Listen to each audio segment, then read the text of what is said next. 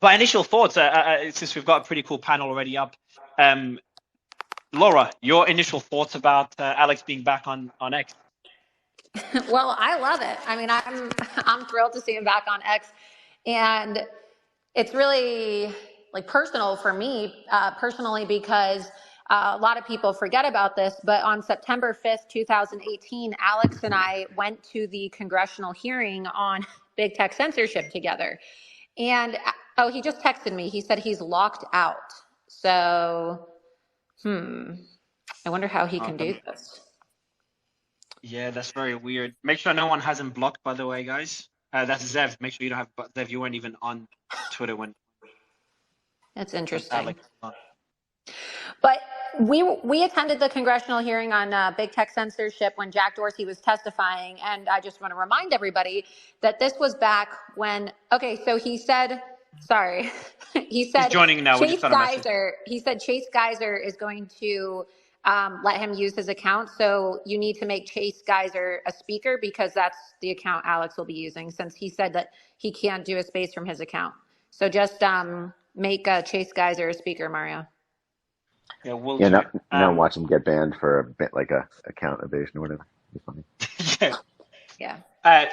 So you were saying, what were you saying just now, Laura? I'll let you finish So off. what I was saying is that this was in 2018 in September. So mind you, Republicans still had control of the House and the Senate, and Trump was in the White House. And so you had a Republican-controlled House Oversight Committee, and this actually was my pinned tweet, and I'll put it in the nest so everyone can see it. But I called Jack Dorsey out. This is when I stood up and I said, you're lying. You're censoring conservatives. You censored me. You censored Alex Jones, James O'Keefe, and you're trying to steal the election.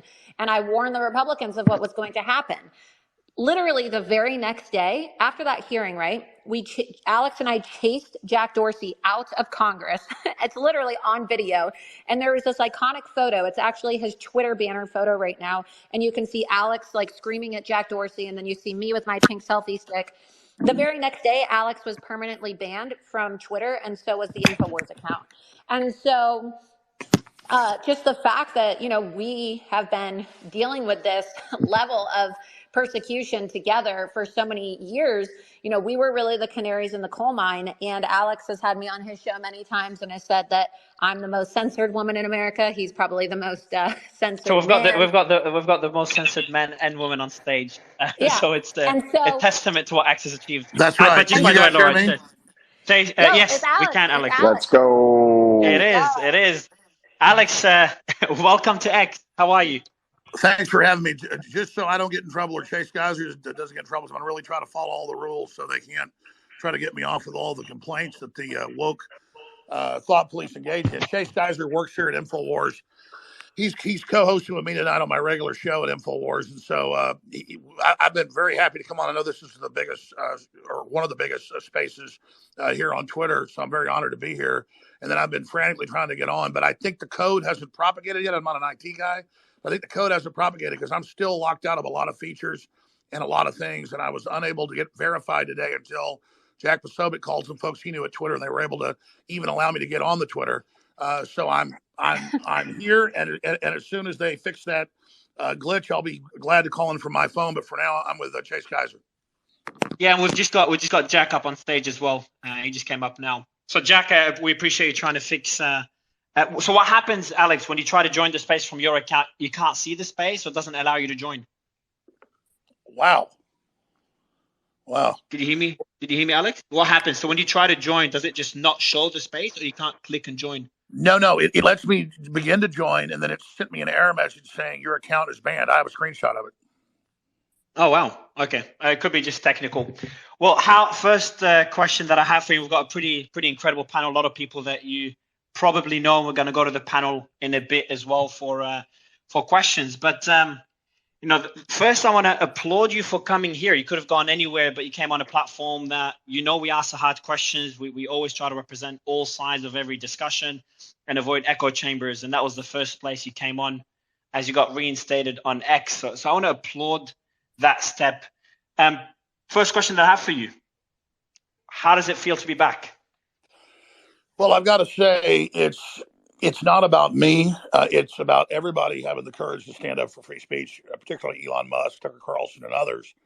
And because when we put up with somebody else being censored for whatever reason the media says, or whether it's something they said that was wrong or something that hurts our feelings, when we censor somebody else or go along with it, we end up censoring everybody else, including ourselves. So I want to applaud everybody for, after 5-6 years of this nightmare, for waking up to the truth of what's really going on. And so it's very exciting. I feel like the tide has really turned.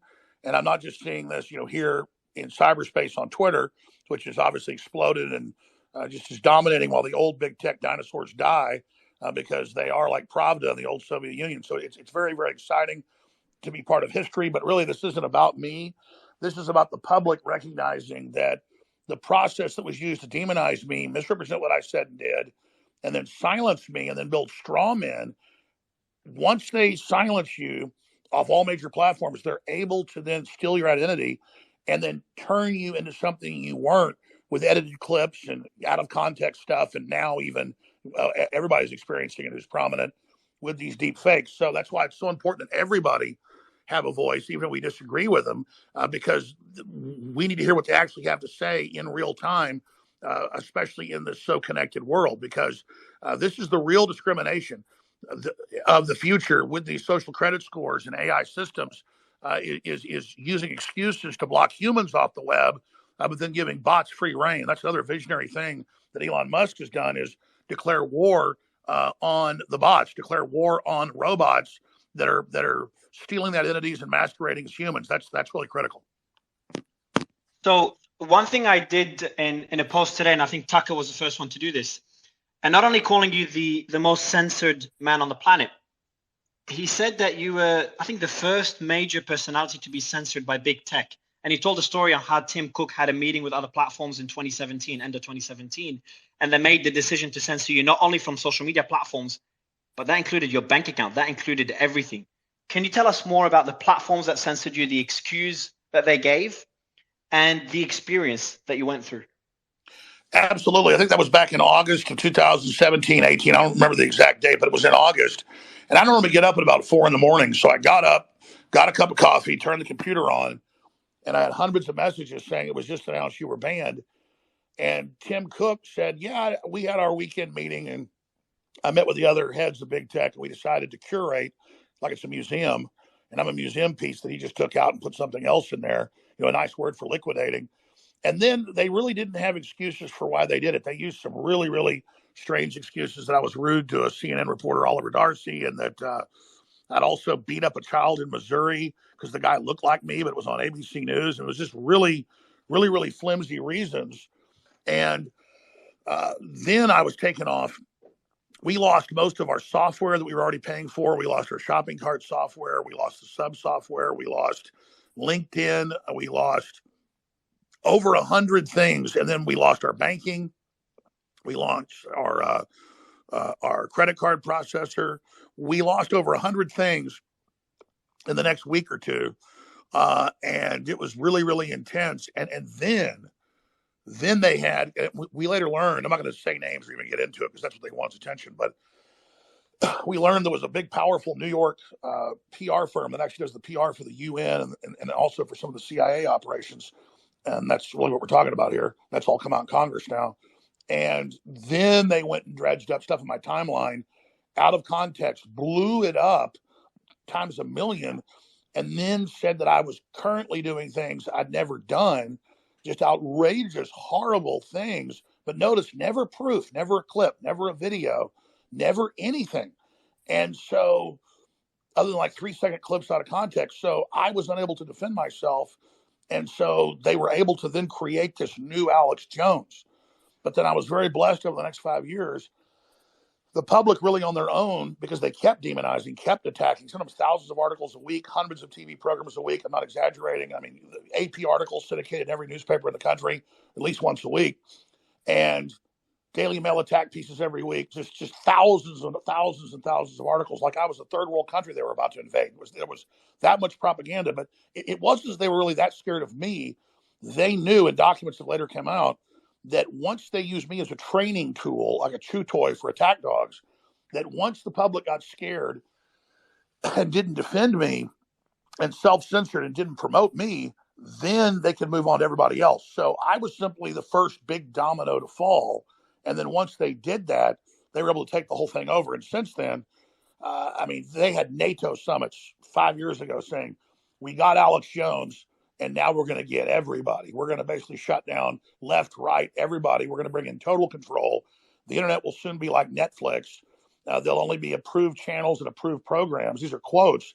And so I was there on still some talk radio stations and my own website, Infowars.com, desperately trying to explain, look, they're having congressional hearings about AI censoring people. They're having EU and NATO meetings. Here are the documents. Here are the videos. And they were so confident then because no one was talking about it in cyberspace and it was just little pockets talking about it. So they got away with it. But then they got so arrogant with the Hunter Biden laptop and with what we saw in the build up to 2020 and after that. And then they censored so many tens of millions of people, really more than that, and removed billions of posts on questioning COVID origins or questioning the Libya pullout or questioning open borders, that it just infuriated the public because they went too far. And then people went back and said, oh, well, what happened to Alex Jones? And so they basically dug me up,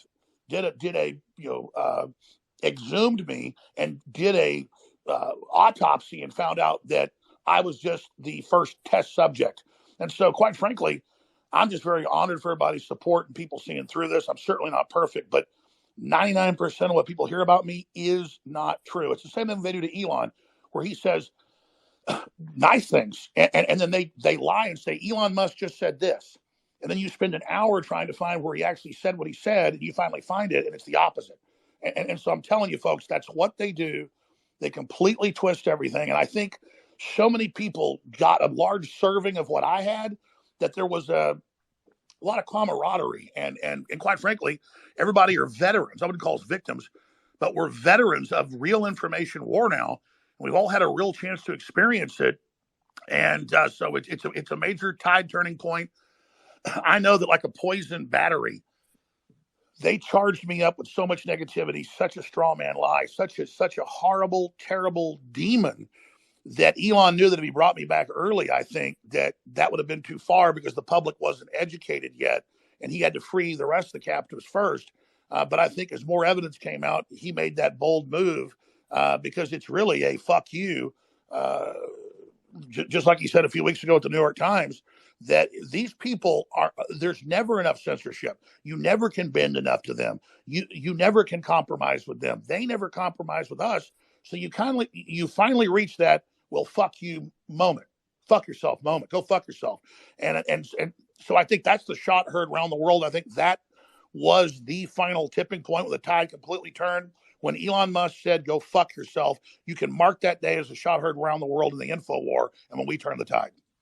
So in your interview with Paco, you did express concern on what could happen. So you expressed understanding on why Elon didn't bring you back. Obviously, that didn't last long. And you also had concerns on what could happen to Elon if he does reinstate your account. Now that you're back, do you expect Elon, who also I think he replied to Brian, who's on stage, one of his replies, he said, I expect revenue to potentially drop from this decision. Do you expect there to be attacks or pressure on Elon after he reinstated you?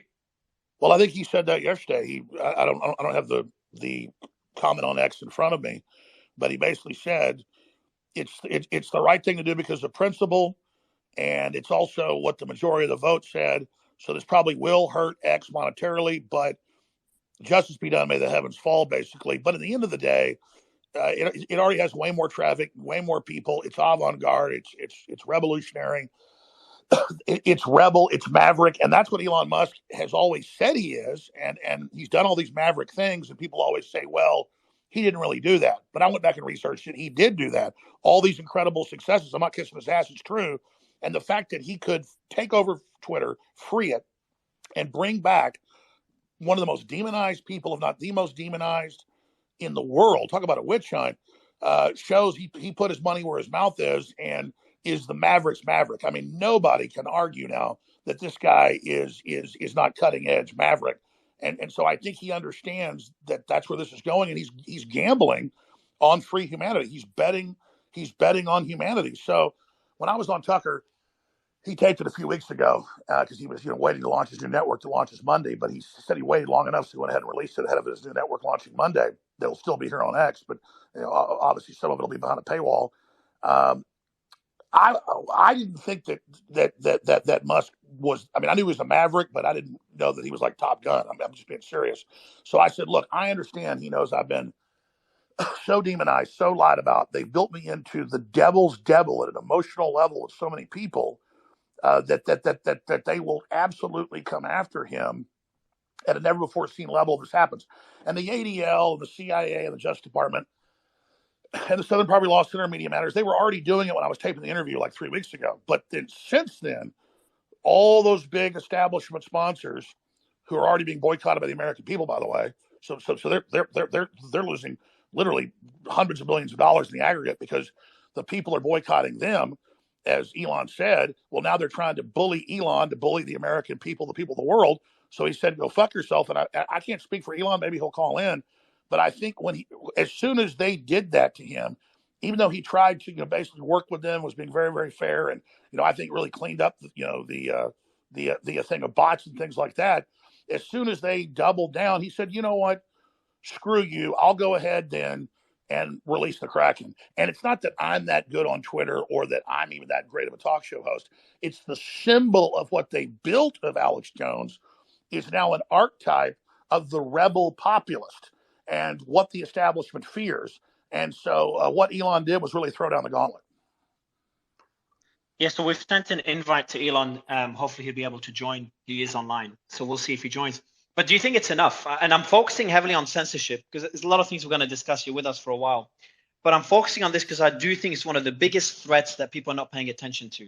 To have a small amount of, to see what happened to you, to what happened to Tate as well most recently, a small group of people that can make a decision to not only deplatform someone, but essentially almost wipe them out from existence. Now, obviously, X and Rumble are making that difficult for them. Is a threat to democracy, something that people are not talking about, and something that hasn't stopped. But do you think it's enough what Elon's doing and Rumble's doing on a much smaller scale? Absolutely. I mean, what Elon Musk is doing, and I'm not trying to gush here, but it is 1776 2.0. It is grand. It is amazing. You asked the question earlier, is he in danger? I think Elon's dad is right. I mean, if you don't think Trump's in danger for what he's doing, and I'm not saying he's perfect, but he's definitely anti-establishment, you're crazy. If you don't think Elon isn't in physical danger for what he's doing, he is directly taking on the old, rotting, corporate, mega bank, BlackRock establishment that's trying to bring in a world government, cashless society, social credit score, ESGs, all of this. And he's trying to create, as he said, an alternate plan for history. But instead of forcing it down our throats, he's trying to offer people to come to the table, and all of us collectively, through free market competition, add our 2 cents and build something that's America 2.0 or America, intergalactic, a 100.0. And so, I mean, I've always liked Elon Musk because I would hear him talking 5, 6, 7 years ago, and I thought that's exactly how I think on so many issues. I disagreed with some things he did, but I've seen his evolution into understanding that you can't work with this establishment anymore. They're too stagnant. They're too detached from reality. They're dangerous, and it's time for a new guard. It's time for new leadership. And you see the energy of Elon Musk or the energy of Donald Trump. It's that in and of itself threatens the establishment. They have all these layers of bureaucracy, and so they can deny culpability for the terrible things they're doing. And because of opening up X, it's changed the world, and we've seen the traffic explode, we've seen the engagement explode, and we've seen it accelerate the collapse of the other big tech media operations because they can only survive when there's no competition. And I know Elon doesn't want to collapse them. He wants to work with them, but they were trying to collapse the Western system of an open free society, branding it as a neoliberal open free society when it's really a giant totalitarian fraud. And so I'm just excited to be here at the dawn of 1776 Part 2. Now, there's going to be bumps. There's going to be a lot of problems in the way. Biden just said last week, and it was confirmed to also be told to Congress by the chairman of the Joint Chiefs of Staff, that if they do not give another $106 billion to Ukraine, we're going to have U.S. troops dying soon on the ground, your sons, your daughters, your nephews. That's what Lloyd Austin told Congress in a closed session, but it was told directly by a congressman, word for word, that wrote it down to Tucker Carlson. And so these people are now threatening nuclear blackmail if we don't keep their money laundering operation going. It's got to end. It's got to stop now. And the world sees that and the world knows that. So I think instead of this even being a political movement, it's a worldwide Renaissance 2.0 that simply doesn't want to blow the planet up and just wants common sense and wants all the crazy Hitlerian, Napoleonic, corporate war games to end. And so I just think that sanity is beginning to flood back into the discourse. Yeah, so we're going to talk about the Ukraine war. We're going to talk about Gaza as well, and you've talked about it on Tucker's interview. I've got a few quotes from there. It's going to take a few questions from the panel, maybe 3 quick questions. Laura and then Brian. Thanks, Mario. No, I saw that you were asking Alex about whether this threatens democracy. I think the biggest issue is that this has been a threat to our constitutional republic and democracy all around the world. And we've been blowing the whistle on this for years. I can't help but think back to the day before Alex was permanently banned from Twitter. And that was September 5th, 2018, when Alex and I attended the congressional hearing on big tech censorship, and we called out Jack Dorsey. And it was Republicans who, shouted me out and had us thrown out of the hearing room. And so I think it's important for people to know that Republicans had enough time. They were in control of the House and the Senate. And Trump was in the White House when Alex and I were trying to warn people about how this would impact our elections, how this would impact our ability to have open discourse. And when we were, screaming from the top of our lungs about how they were going to shut down people's bank accounts and use big tech to steal the election, with Yael Roth sitting in the front row with Jack Dorsey, it's all on video. Okay, they called us crazy. And Laura, let me just back you up on this.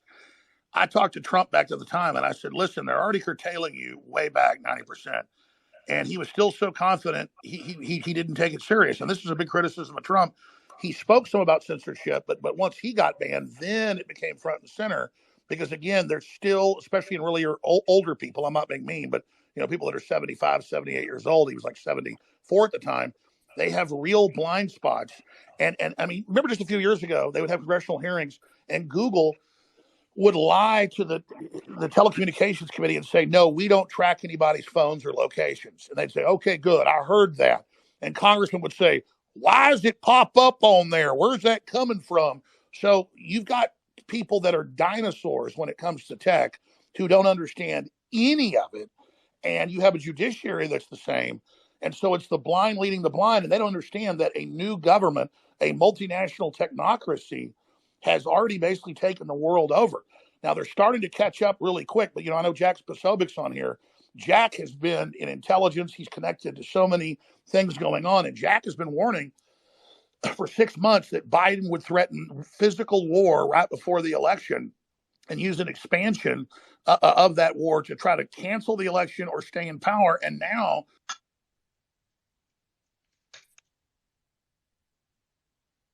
Alex, you there? Did he drop out? Oh, I'm right here. Can you hear me? Oh, yeah, I think you got a call. Yeah, go ahead. How much of that got over? I'm sorry. How much? All of it. It's literally up to the Biden part. Last few seconds. Well, it's just that Biden represents the worst war hawks, the people that took us to all these illegal wars, the people that killed millions of Iraqis with sanctions. Madeleine Albright, the Democrats, the Republicans. Let's not forget Madeleine Albright on 60 Minutes was asked by Leslie Stahl, okay, you guys tripled the sanctions that George Herbert Walker Bush had on before. And over 1 million Iraqis have died, 500,000 of them children. That number later doubled to 1 million children, 1 million adults, not debated. And they said, is that a good price to pay? And she said, yes, it's a good price to pay. We basically do it again. Now, that's the mindset of the Republican Democrat war hawk leadership that is so crazy. They've been putting out white papers that are being circulated by the highest levels of the Pentagon that nuclear war is survivable. So all I'm saying is that we have to get control of our governments again to literally stop them destroying the planet. And I don't think I'm exaggerating to say that. And Jack's been warning about this. Jack, any comments on this before going to Brian?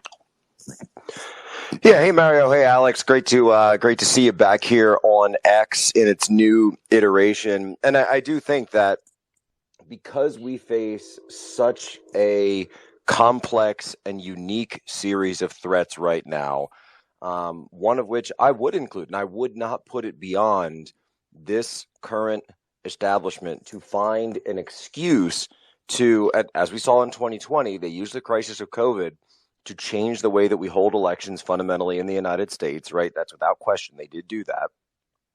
That they would look or seek for a crisis on a military, right? On a military footing to whether it be Gaza, whether it be Ukraine, whether it be a crisis involving the Taiwan Strait, whether it be something else that we haven't even talked about at this point, to then go in and find a new way to put controls on our election. Because look, I was with President Trump last night in New York. We had a huge gala dinner, and we talked about the importance of this next election and how it really plays into the censorship and these ideas of what the ability of the distribution channels of truth are. And so whether or not you have someone who has an opinion on, okay, I'm a Trump supporter, I'm not a Trump supporter, I'm an Alex Jones supporter, I'm not an Alex Jones supporter, I'm pro-Ukraine, I'm pro-Russia, I'm pro-Israel, I'm pro-Gaza, whichever it is, if you don't have one central hub, as Alex has said, that's allowing for these ideas and allowing for this information to be disseminated, and you've got people that decide that they can put their finger on the trigger and take out somebody like Alex Jones, who was the first one to do this. I mean, Alex, I was with you the day that this happened down there in Congress. That was the picture I posted of the two of us, because this has been the problem since really 2018. And if Trump hadn't, because people need to remember what the internet was like before Trump won the election. It really was when Trump won the election, because you had the head of Google go up there and say on election night in an internal meeting, and Alan Bakari at Breitbart has the video on this, said, we will not let this happen again.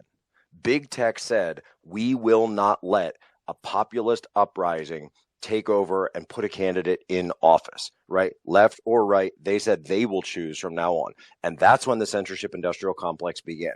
So prior to Alex Jones's just really public execution in terms of the digital square, it was a digital public execution that we saw. Prior to that, the idea that people were getting suspended on Twitter, Twitter 1.0, or even Facebook or YouTube or any of these things, it was ridiculous. You had to either, really, seriously violate terms of service, death threats, doxing. That was pretty much it. That was pretty much the only thing, or actually hacking the system was the only thing that gets you out.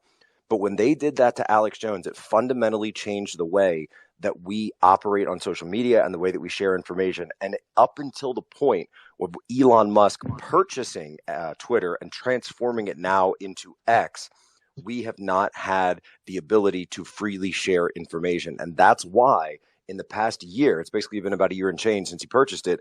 That's why you've suddenly started to see people, and not even just on X, but out in the real world, out in normal conversations, we're finally starting to move past that point of intense censorship, where if you've lived in any country that has an authoritarian regime, you know that the censorship isn't external, it's internal. So it's internal, it's in your mind. You're not allowed to hold certain opinions. You're allowed to say certain things. And so you censor yourself before you speak. And so, Alex, I just commend you for being able to always walk through these things, to never stop fighting. And then, really just you have to look at Elon Musk and say thank you for what he has done. $44 billion of his own money, his other companies, his stocks, everything that he's going through, having to leverage to be able to give the world this platform. A real gamble betting on the people. And that's just one small point to throw in before I forget about it, because I was asked a question earlier, how I've dealt with this. Again, I literally don't say this to sound like I love everybody and I'm this gracious guy. This is not about me. It's about all of us. But once you get censored and once people are scared to defend you, they can lie about you, they can attack you, they can demonize you. But more importantly, I was then used as a tool to scare everybody else and say, look what we did to Alex Jones. You better behave yourself or we'll Alex Jones you. And of course, I love Twitter. It's my favorite platform. So even though I've not been on there for years, I'm on it morning, noon, and night, getting news, reading things, seeing what's happening. And I can't tell you the tens of thousands of times. I mean, I'd see it 100 times a day. Establishment leftists, but this is bipartisan tyranny, also establishment Republicans saying, you're going to get it like Alex Jones. We're going to Alex Jones all of you. So these totalitarians were carrying out a tried and trusted formula. So another example of someone that's gone through the same thing is obviously Andrew Tate, which you retweeted earlier. We've got Tristan on stage. Tristan, we've got Alex Jones back on X. Would love your thoughts on your experience getting censored, and congratulations on finally being able to walk free. Well, thank you very much. As most of you know, I am free now to travel the entire country of Romania. It's just another step on the way to my eventual exoneration. This isn't as much of a setup as people think, but obviously I can't talk too much about the case. My quick thoughts on Alex Jones being reinstated to X. To be fair, today has been the happiest day of my life this year, and that includes my release from prison. I feel like Alex Jones is the canary in the coal mine. As he said, he was the guy who they canceled first. They hit first. And he actually set an example, I think, for all of us guys, myself, my brother included, who have been canceled, who've been through the same shit that he's went through, because I have platforms like Rumble to fall back on. X obviously reinstated me the moment Elon bought it. But Alex Jones was fighting in the fucking trenches, pardon my French, for years and years and years by himself, Infowars.com, with, me and his loyal fans and, people tuning in and supporting him. And, the fact that he's now made it through the fire and he's back on X is a massive, massive moment, I think, for the movement of everybody who believes in what I think we all believe. And, as I said, we could disagree on certain issues, but basics like the democratically elected leaders of countries need to lead the countries. Basic shit like this. I mean, Alex Jones is a real voice for truth, a voice for reason, a voice for what's right, a voice against evil. And I'm just absolutely ecstatic that he's back. I can't wipe the smile off my face. Thank you, Tristan. Love you. Alex, I can link that to another question before going to Brian. I know you're waiting for a while, Brian. What's your plan now that you're back on X? Do you have any plans? Were you expecting this in any way after seeing the poll? I plan to be extremely careful, and that doesn't mean that I'm letting the censors dampen what I say or what I do. I just realize anything I say or do, they're going to try to twist, and so I'm really going to try to not let Elon's gamble down, or any of the people that supported me's gamble down. I'm going to try to be very serious, very focused, and I intend to do like Tucker's done with a nightly monologue that goes out on X, and I'm really going to try to promote all the other voices and all the other great people that are out there, because there's real safety in numbers, and the more people we have with big followings that know what's going on, that stand up for basic human freedom and transcend left or right, and really just want renaissance, is where we need to go. And really what Elon Musk has been saying, if we don't have 2.1 children on average, civilization is going to collapse. Technology is not bad if it's our tool. So really, I'm going to try to get behind people being prepared, stabilizing the economy, innovating the economy, just like the world economy was stagnant, but then the things we got out of the space race and NASA helped create the whole new world we have. I really want to push to get all the disruptive technologies that have been suppressed out to the public. And again, I think that Elon's at the forefront of that. I'm not trying to kiss his ass. It's just true. And so I'm really just going to try to push for peace and justice and transparency and unity. And I'm not going to try to do the clickbait and, buy into the Carnegie and CIA groups that are trying to create racial division. And I'm not going to try to get into the whole Russian-Ukrainian division or Hamas-Israel division. I'm going to try to show all the sides of it and just try to find the common ground for peace and justice into the future, not to rebrand myself, but to show people who I really am. Because sure, I was big on hundreds of radio stations and to my own audience, and people would still just see the little clips that would go viral, the more hilarious or extreme or even satirical things. And so now I'm going to really, really try to get my identity back, really from a selfish position too, because it's hurt my family a lot. So I don't care much about myself, really. I've got thick skin, but it's been rough for my family, what they did, turning me into Hitler 2.0. And so I'm really going to try to put a lot of content out, like I did on Tucker, so people can actually hear who I really am, and so we can just come together and move forward, not kill each other. Brian, before we move on to the war in Ukraine and the war in Gaza, I will give you the mic for a quick question. Yeah, so before I ask you a question, I just want to say we're probably about as far politically away from each other as anybody can get. I disagree with you on probably so much, but I think dialogue's key, and I think I even advocated for your banning at one point, probably like 2017 or something like that. And when we were banned in 2019, you were literally the only person to actually speak out for us. So I thank you for that. So I guess my question would be, like, what are your thoughts about the new X? Community notes, obviously that's going to help fact checking. Have you played around with community notes? Do you understand how that works? And how do you think that's going to be used, whether it's for you or against you? I welcome community notes. I mean, I think that it's not censorship, it's a community square. So if I got up in the community square and I said the moon was made out of cheese, or that we should kill all the black people, both things are not true. Then people come up in the square and say, no, the moon's not made out of cheese. Or they come up and say, no, we shouldn't kill all the white people or anybody. Or so whatever the crazy statement is, the answer is being able to respond to it. And so I really welcome community notes, because then it's not some big corporation like Microsoft with their news guard, who's got one of the worst records actually of truthfulness out there, telling you that they're the arbiter of truth and using sly methods like Snopes and others do to deceive people.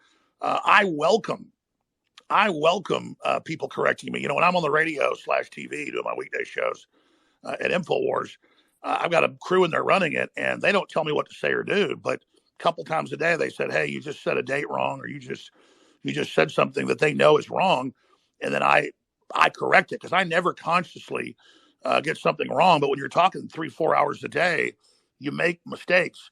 And so I think that that's what this is all about. And so I really look forward. In fact, I want people that politically disagree with me to come on. That's much better radio and TV. But the internet put people in their own silos where we don't communicate with each other. And half the time we're disagreeing with the other side because we have a distorted perspective of what they're saying. And we know that the CIA and the Justice Department and the Carnegie and Ford and Rockefeller foundations that on record create all this division, they're the ones that are manipulating all of that and using that for divide and conquer strategies. And so I do know how community notes work, and I think it's the best system out there, and I think it's a great innovation that's been brought to the internet by X. So one final question, if you don't mind. What have you communicated with Musk at all before you were reinstated, or did this happen kind of suddenly? No, I haven't communicated with Elon, and I mean, I'm good friends with Joe Rogan. He didn't tell me any secrets, but we get dinner, here and there, and he hangs out with Musk quite a bit. And he told me like 2-3 years ago, he goes, "No, Musk is totally for real, and really is pissed off about what's going on." And Joe basically said he says a lot of the same stuff you say, to me at dinner. He says at dinner, and so I mean, I really have just been really pleased at what Musk has done. Christ said you judge a tree by its fruits, and the fruit coming out of Musk is just all good. I mean, it's really amazing what he's been able to do. And so, and I've told my own listeners this, because Musk has pushed some things, that people can take and say, "Oh, that's bad." Well, my uncle was in a motorcycle accident and got an experimental brain chip 5 years ago, and now can walk and talk and everything else. So I'm not against brain chips when you need them. And I don't think Musk is bad for pushing that. I don't think school kids should get them, or they should be, sold at a consumer level, and people should be told, go out and get them if something isn't wrong with you. But I'm also a libertarian. If you want to go out and get a brain chip, that's fine. But my audience, in the last few years is like, well, maybe he is good. And then now they're like, wow, this guy's great, because he's doing so much good. You really can't argue with the product. And that's why the establishment's after him. And that's the final thing somebody's good when the very corrupt, evil establishment is after him. So, I mean, I wouldn't call myself a Musk file, but I'm certainly a supporter of his main agendas that I see as very, very healthy and transformative and empowering for the species. Yeah, and Musk said it himself in a reply to you, Brian. I'm just trying to find the quote here, but essentially, he says something along the lines of, "I might disagree with a lot of what Alex says, but this is what free speech is all about." And also another thing you mentioned, Alex, about Musk's safety. One of the first things I think it was the first time he came on this show, or the second, one of the first two. And he said something along the lines of, if something happens to me, just remember, I will never commit suicide. So it just kind of highlights the concern that many have, just based on a lot of the decisions that he's making, and this is one of them. But on the discussion, we do have. Real quick Yeah, on go that? ahead. That's really important. Trump will never commit suicide. I will never commit suicide. Elon Musk will never commit suicide. Andrew Tate will never commit suicide. None of us will ever commit. Jack Posobiec won't commit suicide. Steve Bannon won't. That they don't want to turn us into martyrs. They either poison you, or they come to a murder, suicide, kill your wife, kill you. That's a known deep state tactic. And so, absolutely, if they gun down Elon Musk, that only makes him bigger. But he's such a threat, they might do it, even though it makes him into a martyr, because they know there's not leadership to replace him. So absolutely, it's very important he get it on record that he will never commit suicide. That's why Trump will, be randomly driving down the road and order Secret Service to pull over at a hamburger place. And he walks in and says, I'm buying hamburgers for all of you. And he stands right there at the counter and watches it made, has them deliver him the bags, and then he randomly grabs one. And I'm not going to get into inside baseball, but the kind of stuff they were doing to Trump early on, and I first broke this, and later it came out that he thought this too. They said, "Oh, Trump's crazy. He thinks they're putting, sedatives in his food." Early on in the White House, I've been told by high-level sources that he did indeed believe that was happening. So they also might not kill Musk, but he should watch out for them, putting radioactive isotope in his food, or some type of tranquilizer that builds up in the blood. I mean, this is the real stuff that these intelligence agencies that think they own us have done around the world. So people better watch out. And you're talking about one of the most powerful people in the world, and the richest man alive. So kind of highlighting that the amount of influence or power they may have. Talking about the intelligence agencies, you did talk, and we do have Jackson on stage, who's been very vocal about the war, and Laura as well, who's been vocal about the war in Gaza. You said something on the Tucker Carlson interview. You said, there is no way one of the best intelligence agencies in the world didn't know this was coming. And you're referring to what happened on October 7th. Can you elaborate on this and expound on what that means to the Middle East and how the war could end? I want to be 100% clear. Israel's a diverse political group. They were basically in a soft civil war. So when I criticize Israel, it's not me trying to get points against Israel or points against Palestine and the Palestinians. It's just a fact. I did that Tucker interview before the New York Times came out and said Israeli military says they knew 1 year before of the attack and the plans. And now we know there was insider trading. And so we're not sure who in the Israeli government didn't get the news to Netanyahu or whether he did know. But 100%, there was a 7-hour at least stand down with attack helicopters 10 minutes away by air.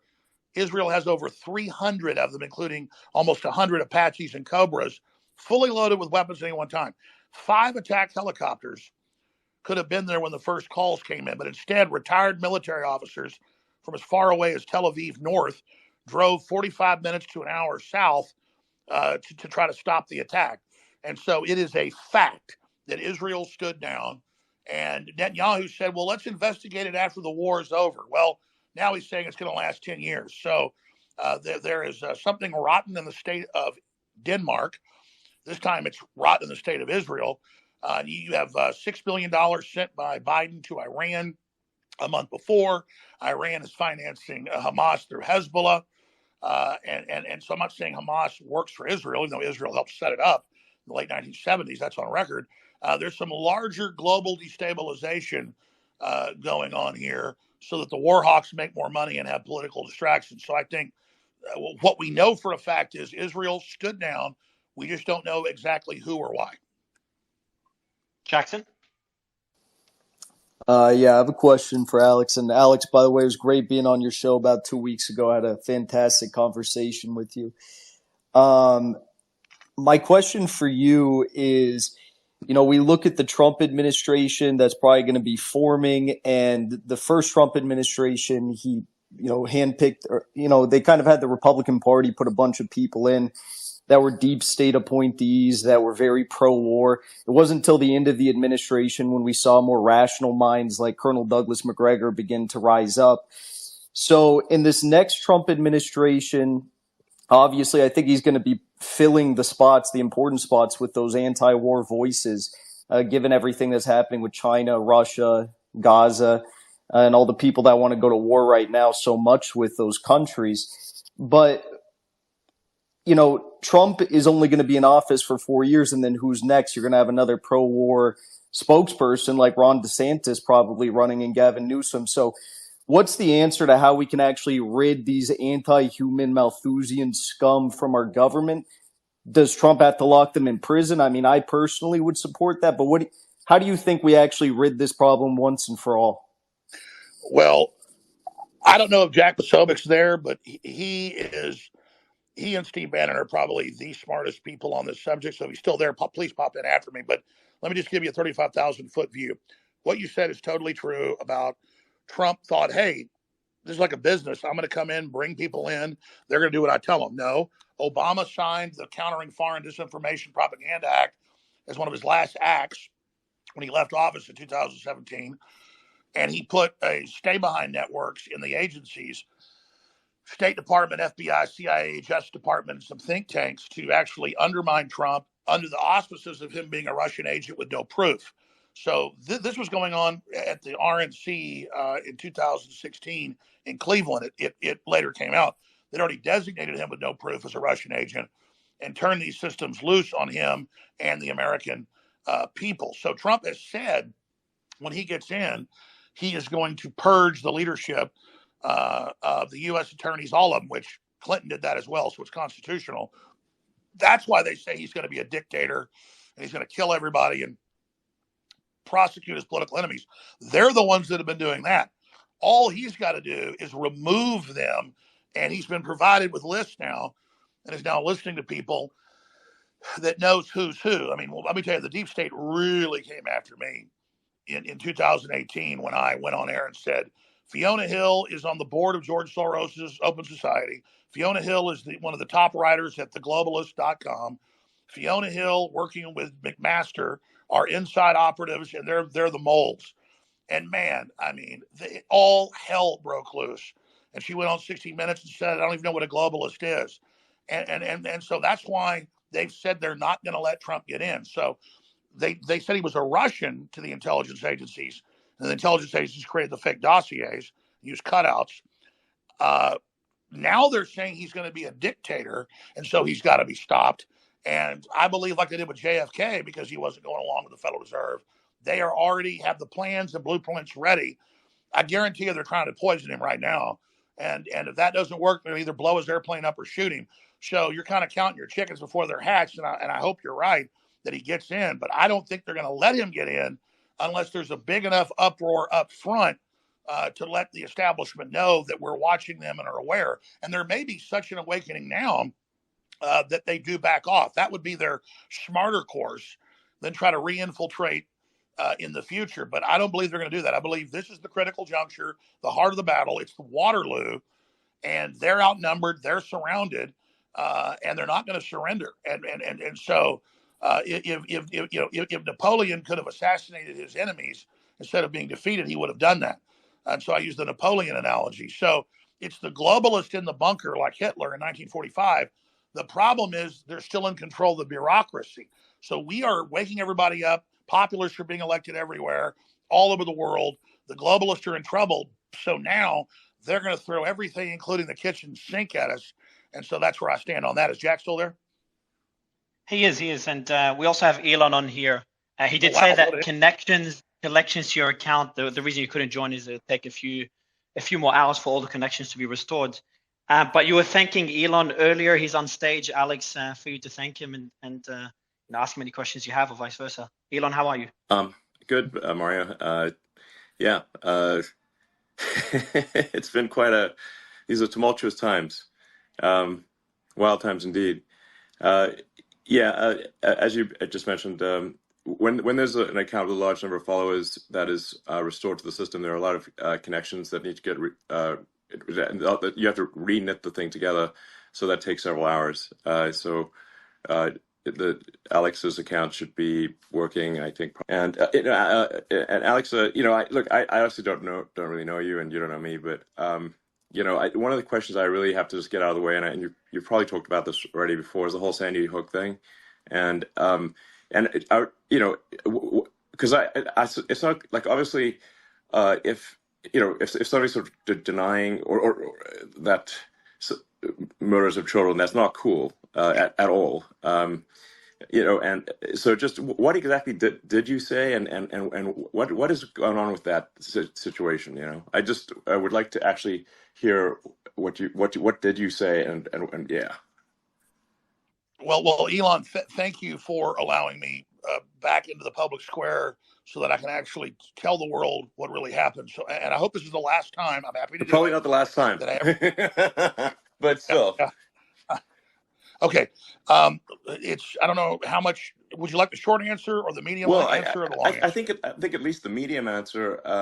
I guess people just want to know, like, obviously it would be like heartless and cruel to deny a school shooting of children, or to attack the parents or anyone who is involved. It seems that would be, just incredibly mean and cruel, frankly. So it's sort of that's I think what a lot of people are upset about, or at least they think that is the reason to be upset about.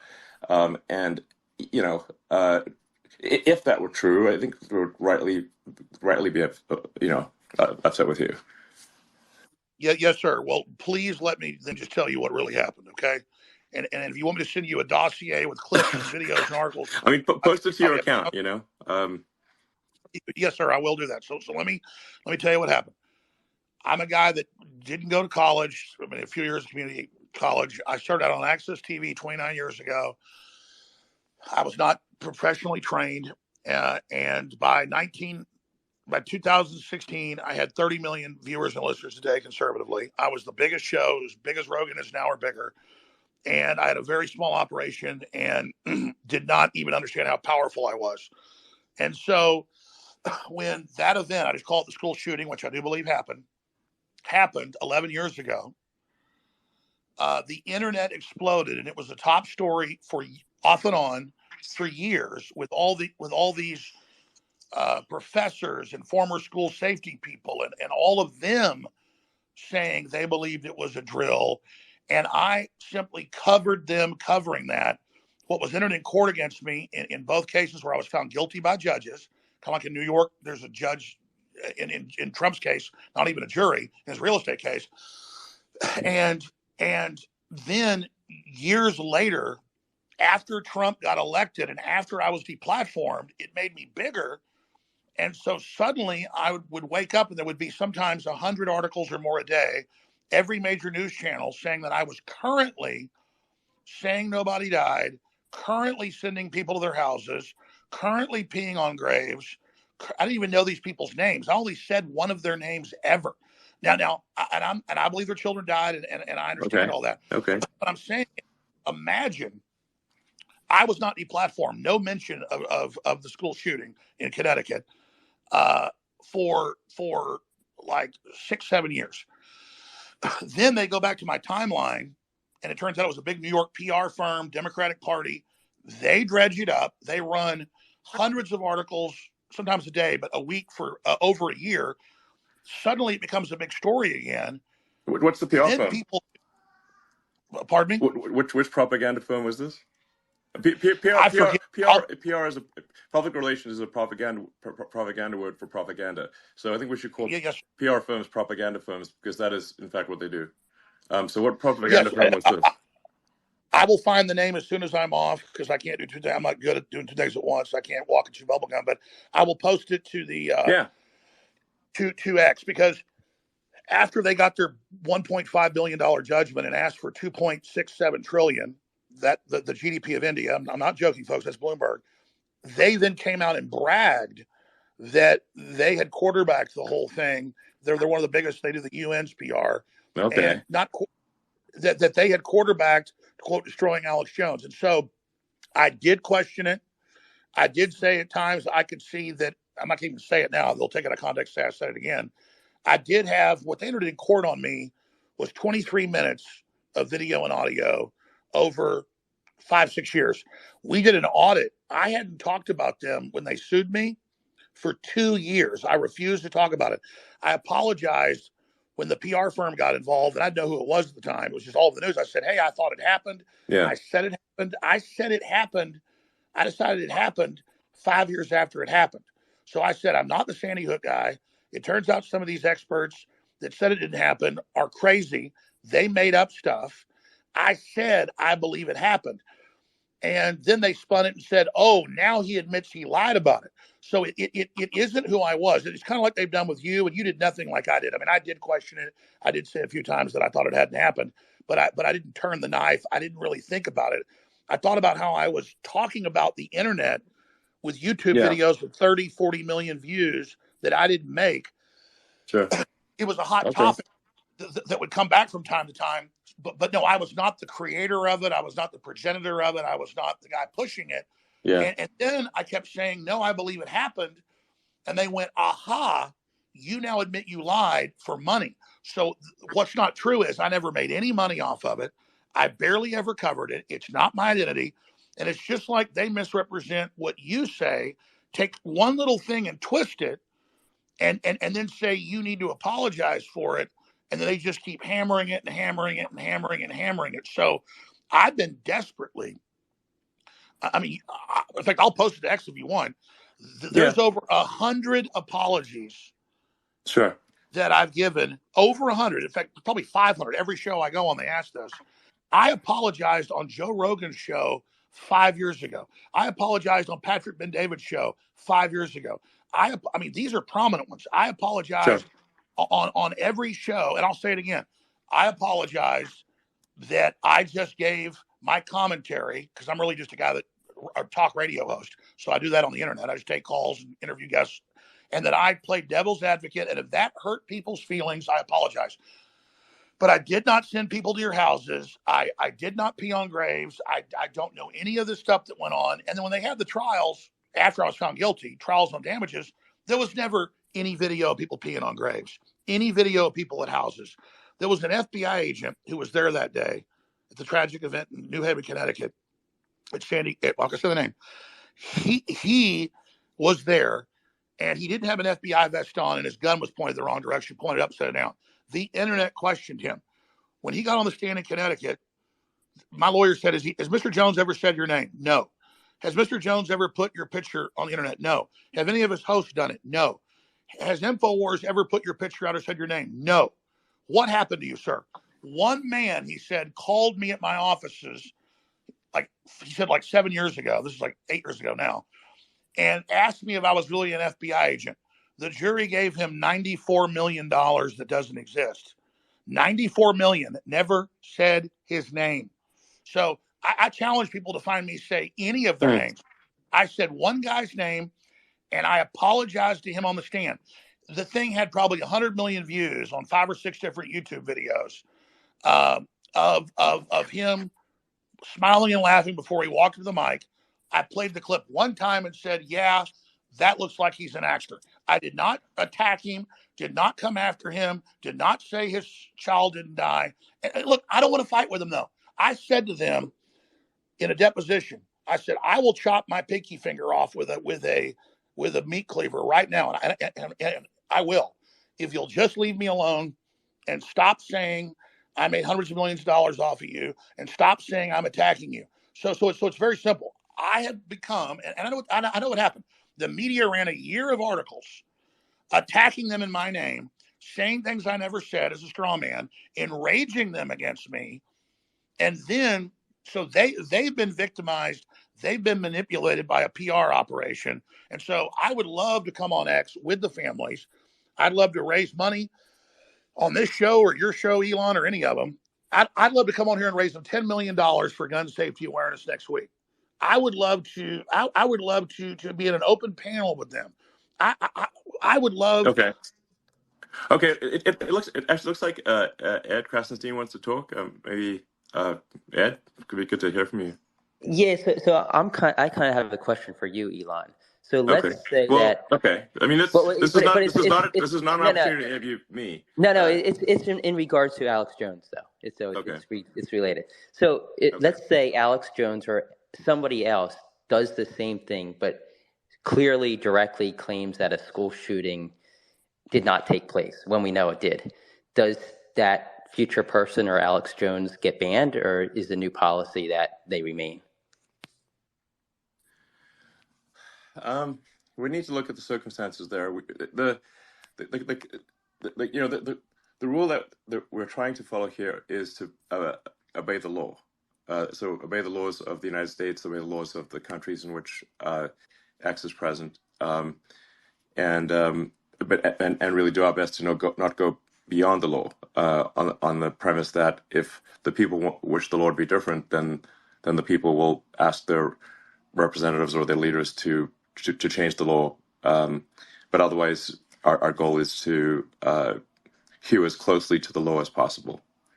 So if somebody says something that is unlawful, then we will take action. If someone does not do something that is unlawful, then we would aspire to not take action.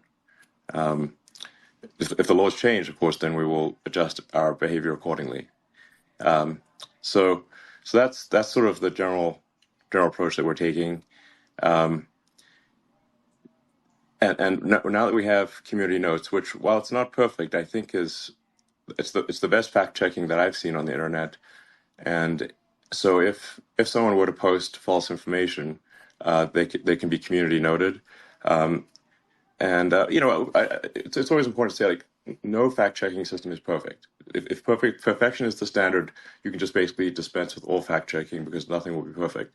But really, it's really how good is the batting average of any fact checking system. My observation of community notes is that the batting average, the probability that the note is correct is very high, much better than anything else that I've seen on the internet. And everything in community notes, the code, the data, everything is open source, so you can independently recreate the outcome of any note as a third party. So it's full transparency. So I think that having the community notes capability is a very powerful. It's the most powerful disinformation weapon that I'm, for actually combating disinformation. I agree.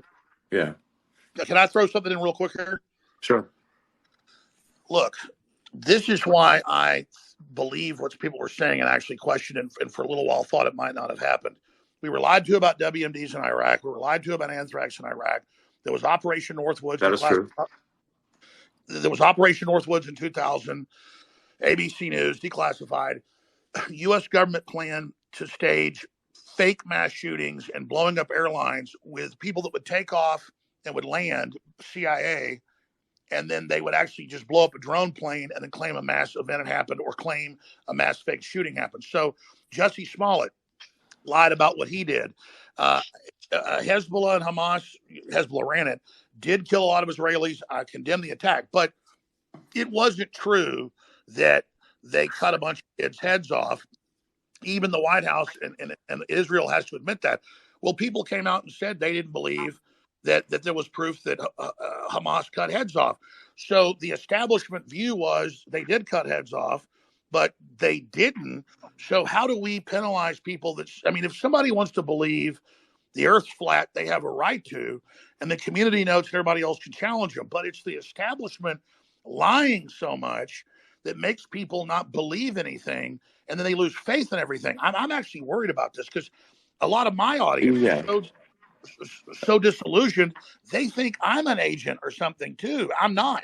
So I don't know how we handle this, but I think the government and the media and the think tanks and the PR firms, the propaganda firms, as Elon rightfully said, have been lying professionally so much, they've poisoned the well where no one knows what to believe. They've created a smokescreen. And so I don't know how we deal with that other than getting the community.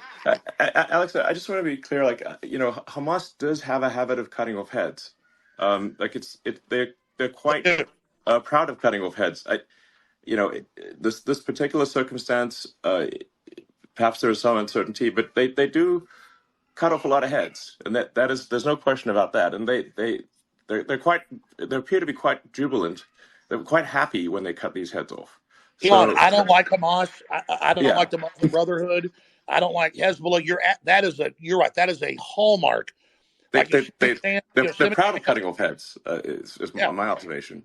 no, I mean I agree. Yosemite Sam's Yeah, his hallmark is shooting his guns and a red beard and he's short. Hamas's calling card is cutting off heads. I totally agree, but I'm yeah, saying they do that a yeah, lot. you're right. Yeah, Elon, do you mind if And mind if I Twitter jump and in for a second? Twitter 1.0. Hold I'll on. just Yeah, say go ahead. Yeah. I'll say Well, too. Laura, go to you Twitter. right after. Yeah, I just Just want I'm gonna go to you right after Vivek. I, Yeah, go ahead, Vivek. I just wanted to share one thought in response to Ed's question, which is let's take the content of whatever speech it was that's off the table, kids being shot in schools or otherwise. I think there's two kinds of ways to worry if you're worried about the spread of misinformation or false facts. One is let's deal with the content of the speech itself. And Elon talked about community notes as being, imperfect though it is, maybe the best method out there on the internet. And I think that that's one set of discussions to have. That's quite a different thing from what the law certainly looks at as the most draconian First Amendment violation, which is what it calls a prior restraint, which is to previously just restrain a person from speaking, period. And I think that that is, no matter what the content of the speech is, it's quite a different thing to say that because of who you are or what you have said in the past, you may not say another thing in the future. And so I just think that those are two different concepts. And I just, for one, just wanted to share my experience of my Alex Jones experience, if I may. That is perfectly said. Yeah, That because you don't cut somebody's tongue out, yeah. even if I did bad things in the past, and Well, I certainly wasn't but perfect. you know what? But if people say false things, they deserve to have the consequences for that particular speech aired out in the marketplace of opinions. And yeah, community notes is one yes, feature agree. of doing that. And I think that's a legitimate discussion to have. But the idea, first of all, let's just make the observation that if somebody has once said a bad thing, then they'd be restrained from speaking. Most people who have been in a position of prominence in the U.S. federal government would not be allowed to speak again in other forums Right. if that was the That standard is we were true. applying, right? I mean, you think True. about anybody who's been in the CIA or the FBI in a position of saying that the Hunter Biden laptop story was false or COVID didn't start in a lab in China. So we could go down that whole rabbit hole.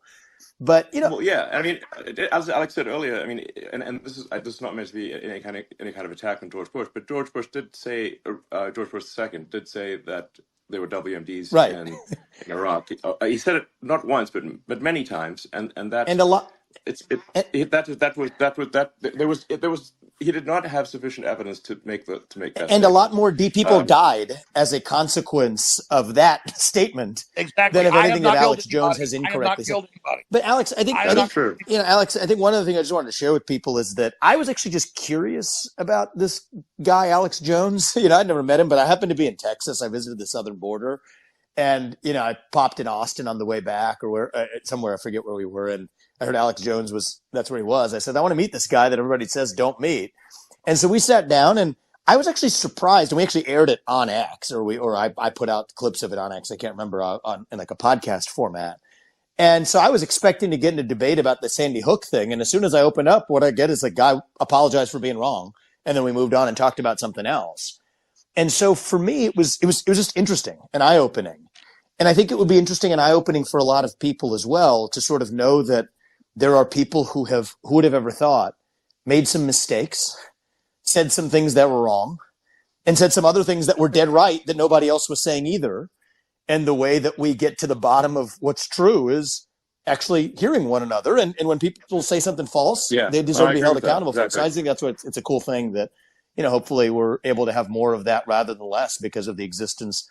I mean, if this platform didn't exist, that avenue of sorting out bad speech through more speech doesn't really exist on the internet or in our culture. And so I think that's, Yeah. in response to Ed, a good thing, not a bad thing, in my opinion. Yeah, and actually, to just to elaborate on the public relations firms, PR firms, which really should be called propaganda firms, because that's literally public relations is literally a propaganda word for propaganda. You can read the history of how public relations was developed. Edward Bernays. Correct. But the way that PR firms actually corrupt the media is actually in a very significant way. Is that journalists are paid very little as journalists. but they can later retire and join a PR firm and make a lot of money on the basis of the articles they've written in the past and their contacts at their publication. So there is actually a strong monetary incentive, very strong, for corruption of the traditional media. Elon, it's so glad you said that, because people don't understand that's how these work, and I'm just now learning about that. The PR firms are so powerful; they're full of intelligence agency former people. So just like a general will sign off on some bad weapon system, then he retires and gets on the major board of the defense contractor for $5 million a year. It's a revolving door, and so that's why when these big PR firms snap and say jump, the media says how high, and you're absolutely Correct. right. When it comes to fact checking, they're really one of the most nasty, deceptive groups out there. Yeah, they're propaganda firms. It would just make a lot more sense if you just think PR firm equals propaganda. PR equals propaganda. That is literally what it means. And if you read the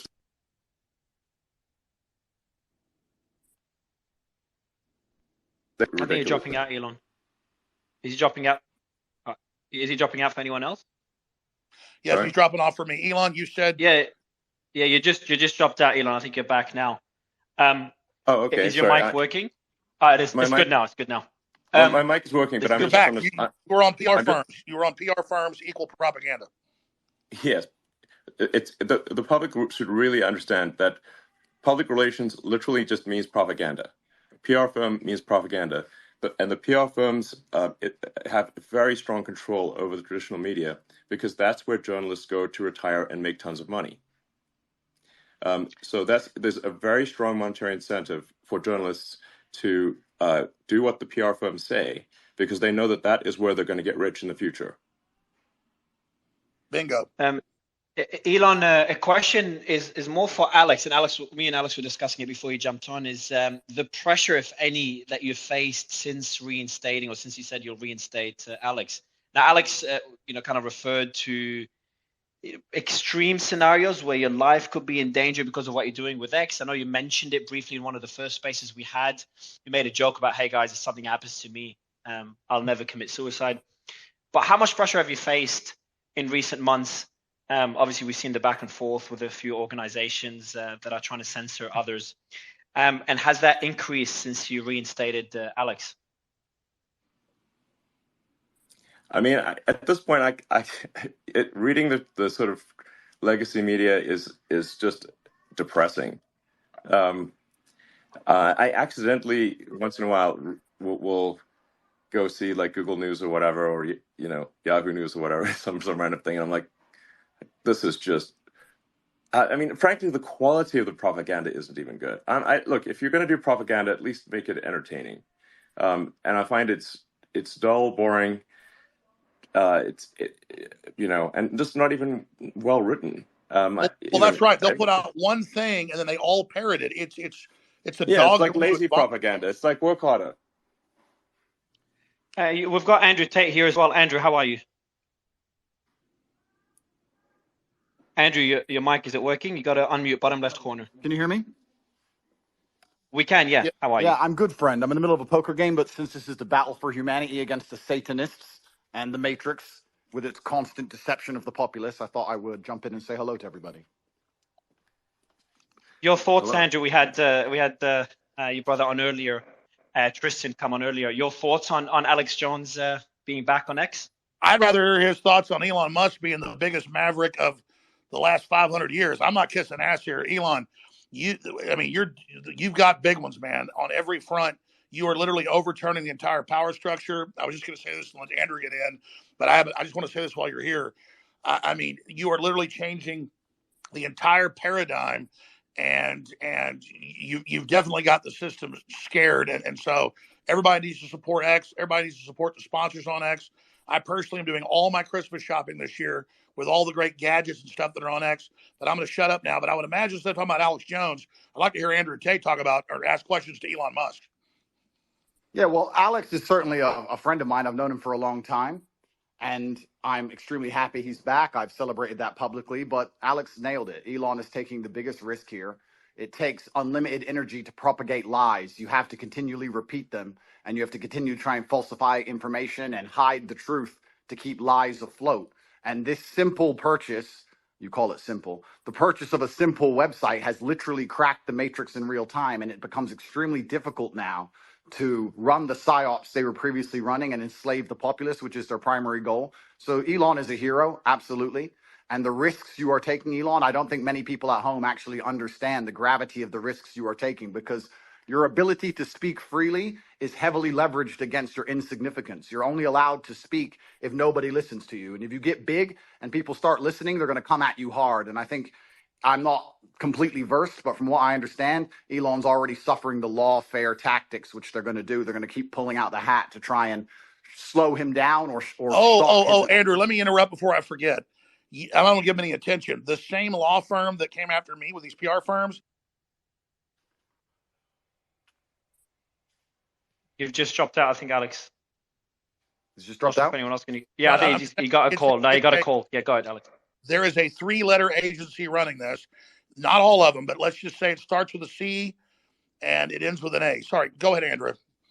Yeah, absolutely. And there's liberal NGOs which will sponsor agents of the Matrix. They'll sponsor females to end up in a house party and then lie to try and then put you in a Romanian jail cell and get you sitting with the cockroaches in a dungeon. And it's a very scary world where you get to a point where you're only trying to tell the truth, and they're going to punish you for that using endless lawfare. And this battle has only just begun. But the Matrix has truly cracked now, and it's going to be extremely hard to lie to us like they did before with X, the way it currently is. And I think it came at exactly the right time. I almost, without trying to sound pessimistic, there was a point where I kind of felt like I was losing hope. You couldn't tell the truth about anything. Everything was a lie.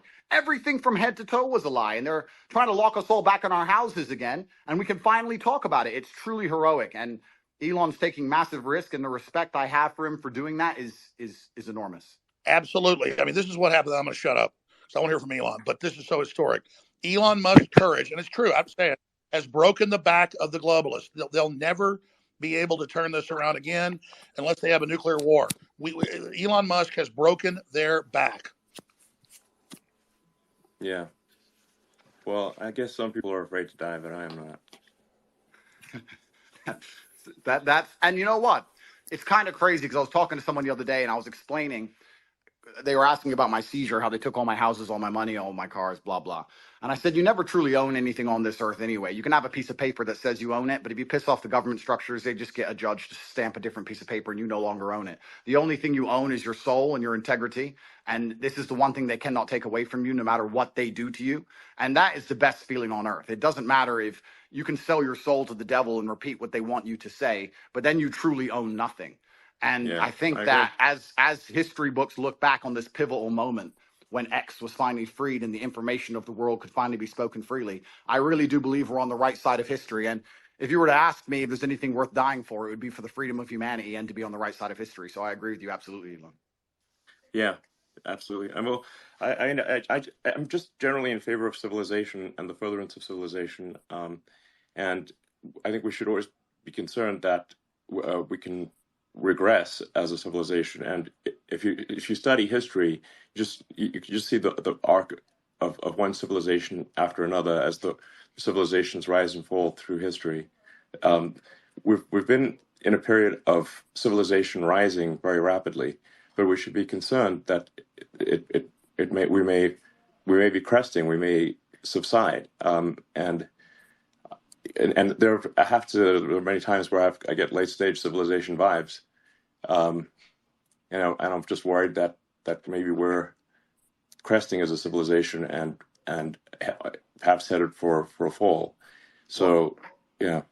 Well, I agree with you because I truly believe, and a lot of people have said this before me, this is not an original idea, but I think as AI and machines and tech increases, a lot of people are going to be deemed useless by the overlords. And then you have to sit and decide, what are they going to do with all these people who have hopes and dreams and they want healthcare and they want a garden and they want a house to live in and they don't want to be treated like cattle? They're going to become extremely inconvenient. So I don't think many people at home understand that this war cannot be avoided. I've had a lot of people who understand why they threw me in jail in Romania and understood I've done nothing wrong. And they said to me, why do you take up this fight? Why you don't just delete your Twitter and disappear and drive a Ferrari all day? And I explained that this war cannot be avoided. You're either on the front line and you're fighting for something, or you're sitting waiting to die. You're waiting for the Mongol horde to come over the horizon and chop your head off. No, I There's no totally way out agree. of it. And just to throw this in there, if you read, and Elon, I knew you were doing great work. When I saw you 6 months ago at the World Government Summit, where they're all saying we're going to make everybody eat bugs and we'll make the decisions to put microchips in them, and you said, we don't want a centralized system. We want a diverse system. We want firewalls. And I don't agree with this Tower of Babel you're building. They know that we go through cycles, and they want to artificially create a great reset collapse, in their own words, to make everybody else poor, consolidate power, and they'll have a smaller type 2 civilization for themselves. And I think you're trying to build a type 2 civilization, or even a type 1 civilization, I should say, for all of us. And you said we need to have a debate about going interstellar. We've got to expand or we collapse. And Elon Musk is saying, correct me if I'm wrong, you don't stay in stasis. You either expand or you collapse. They're artificially creating. You either grow or you collapse. You don't. The steady state is basically an impossibility. So you have to pick it. You have to make a choice. Do you want to grow civilization, or do you want to decline and collapse? And because steady state is not stable. So, and I say we grow, and I say we expand, and we have more humans. This space was downloaded via spacesdown.com. Visit to download your spaces today. A multi-planet species and a space-faring civilization, and ultimately be out there among the stars. And I think that is the exciting, inspiring thing for the future. Not a declining human civilization that dwindles to nothingness and where humanity dies with a whimper. And that's the bottom line. I think it is the battle of people who believe in humans and humanity and want it to expand against people who are so selfishly going through the earth and so selfishly orientated that they don't care about expanding civilization. They just want to control the humans that are currently here. And Andrew, I totally agree with you. And an arrogance. I totally agree. Let me throw this caveat on it, because I've read the writings of Bill Gates and Klaus Schwab and the Club of Rome. They know we could easily expand. There's plenty of room, hundreds of billions of known galaxies. They know that this is just a seed that's going to not just grow into one giant oak, but an entire forest, an entire universe. And so they want to shut everybody else down because they can't deal with the competition of the Elon Musk that come out of the general public. They want a global tyranny so they can direct it and control it, so that they direct the expansion. And we can't let that happen, because they literally talk about in Agenda 21, the official UN plan, a 90% world population reduction. So we need to go with the Elon Musk plan. And that's why I tell people that get upset, they go, Elon Musk is involved in every advancing technology. The globalists are pushing that too. Well, technology is like a gun. It's whose hand it's in. And so we need the gun in the people's hands, the gun of expansion, instead of in the globalist hands. And so just because Elon Musk is on the cutting edge of every technology, don't fear the technology like some troglodyte. Fear us not being in control of it. And Elon is saying we need to be an expansionary human explosion of competition and freedom, not some new dark age with a tiny breakaway civilization that's only working for itself. Sorry, I'm ranting. No, but you're completely right, because if Elon doesn't push these boundaries, they will push these boundaries. And once they have the sole control and the monopoly over such technologies, it's over for all of us. And I don't think most people understand. It simply is the humanistic view against the death cult view. And there's people in the world who have no interest in growing humanity, no interest in advancing the species as a whole. Their interest is in power and control. And all they want to do is have absolute power over the people that currently exist and their children. And you can talk about all the perverse reasons they want to do those exact things, but it's truly scary. And all the people at home who don't really understand the gravity of this fight, they seem to think it's right wing, left wing, ha ha ha. Yes, exactly. They're thinking about it the wrong way. It's sorry, I just got a little X here. But you're totally exactly. This right left it's the wrong way to think about it. It's the sort of the extinctionists versus the pro-humans. And once you see that it's extinctionists versus the pro-humans, then it becomes very clear. So, Elon, when are you going to? I know you got 100 irons in the fire, but when you talk about we need to create a plan B for humanity, well, that's really no. It's not a plan B.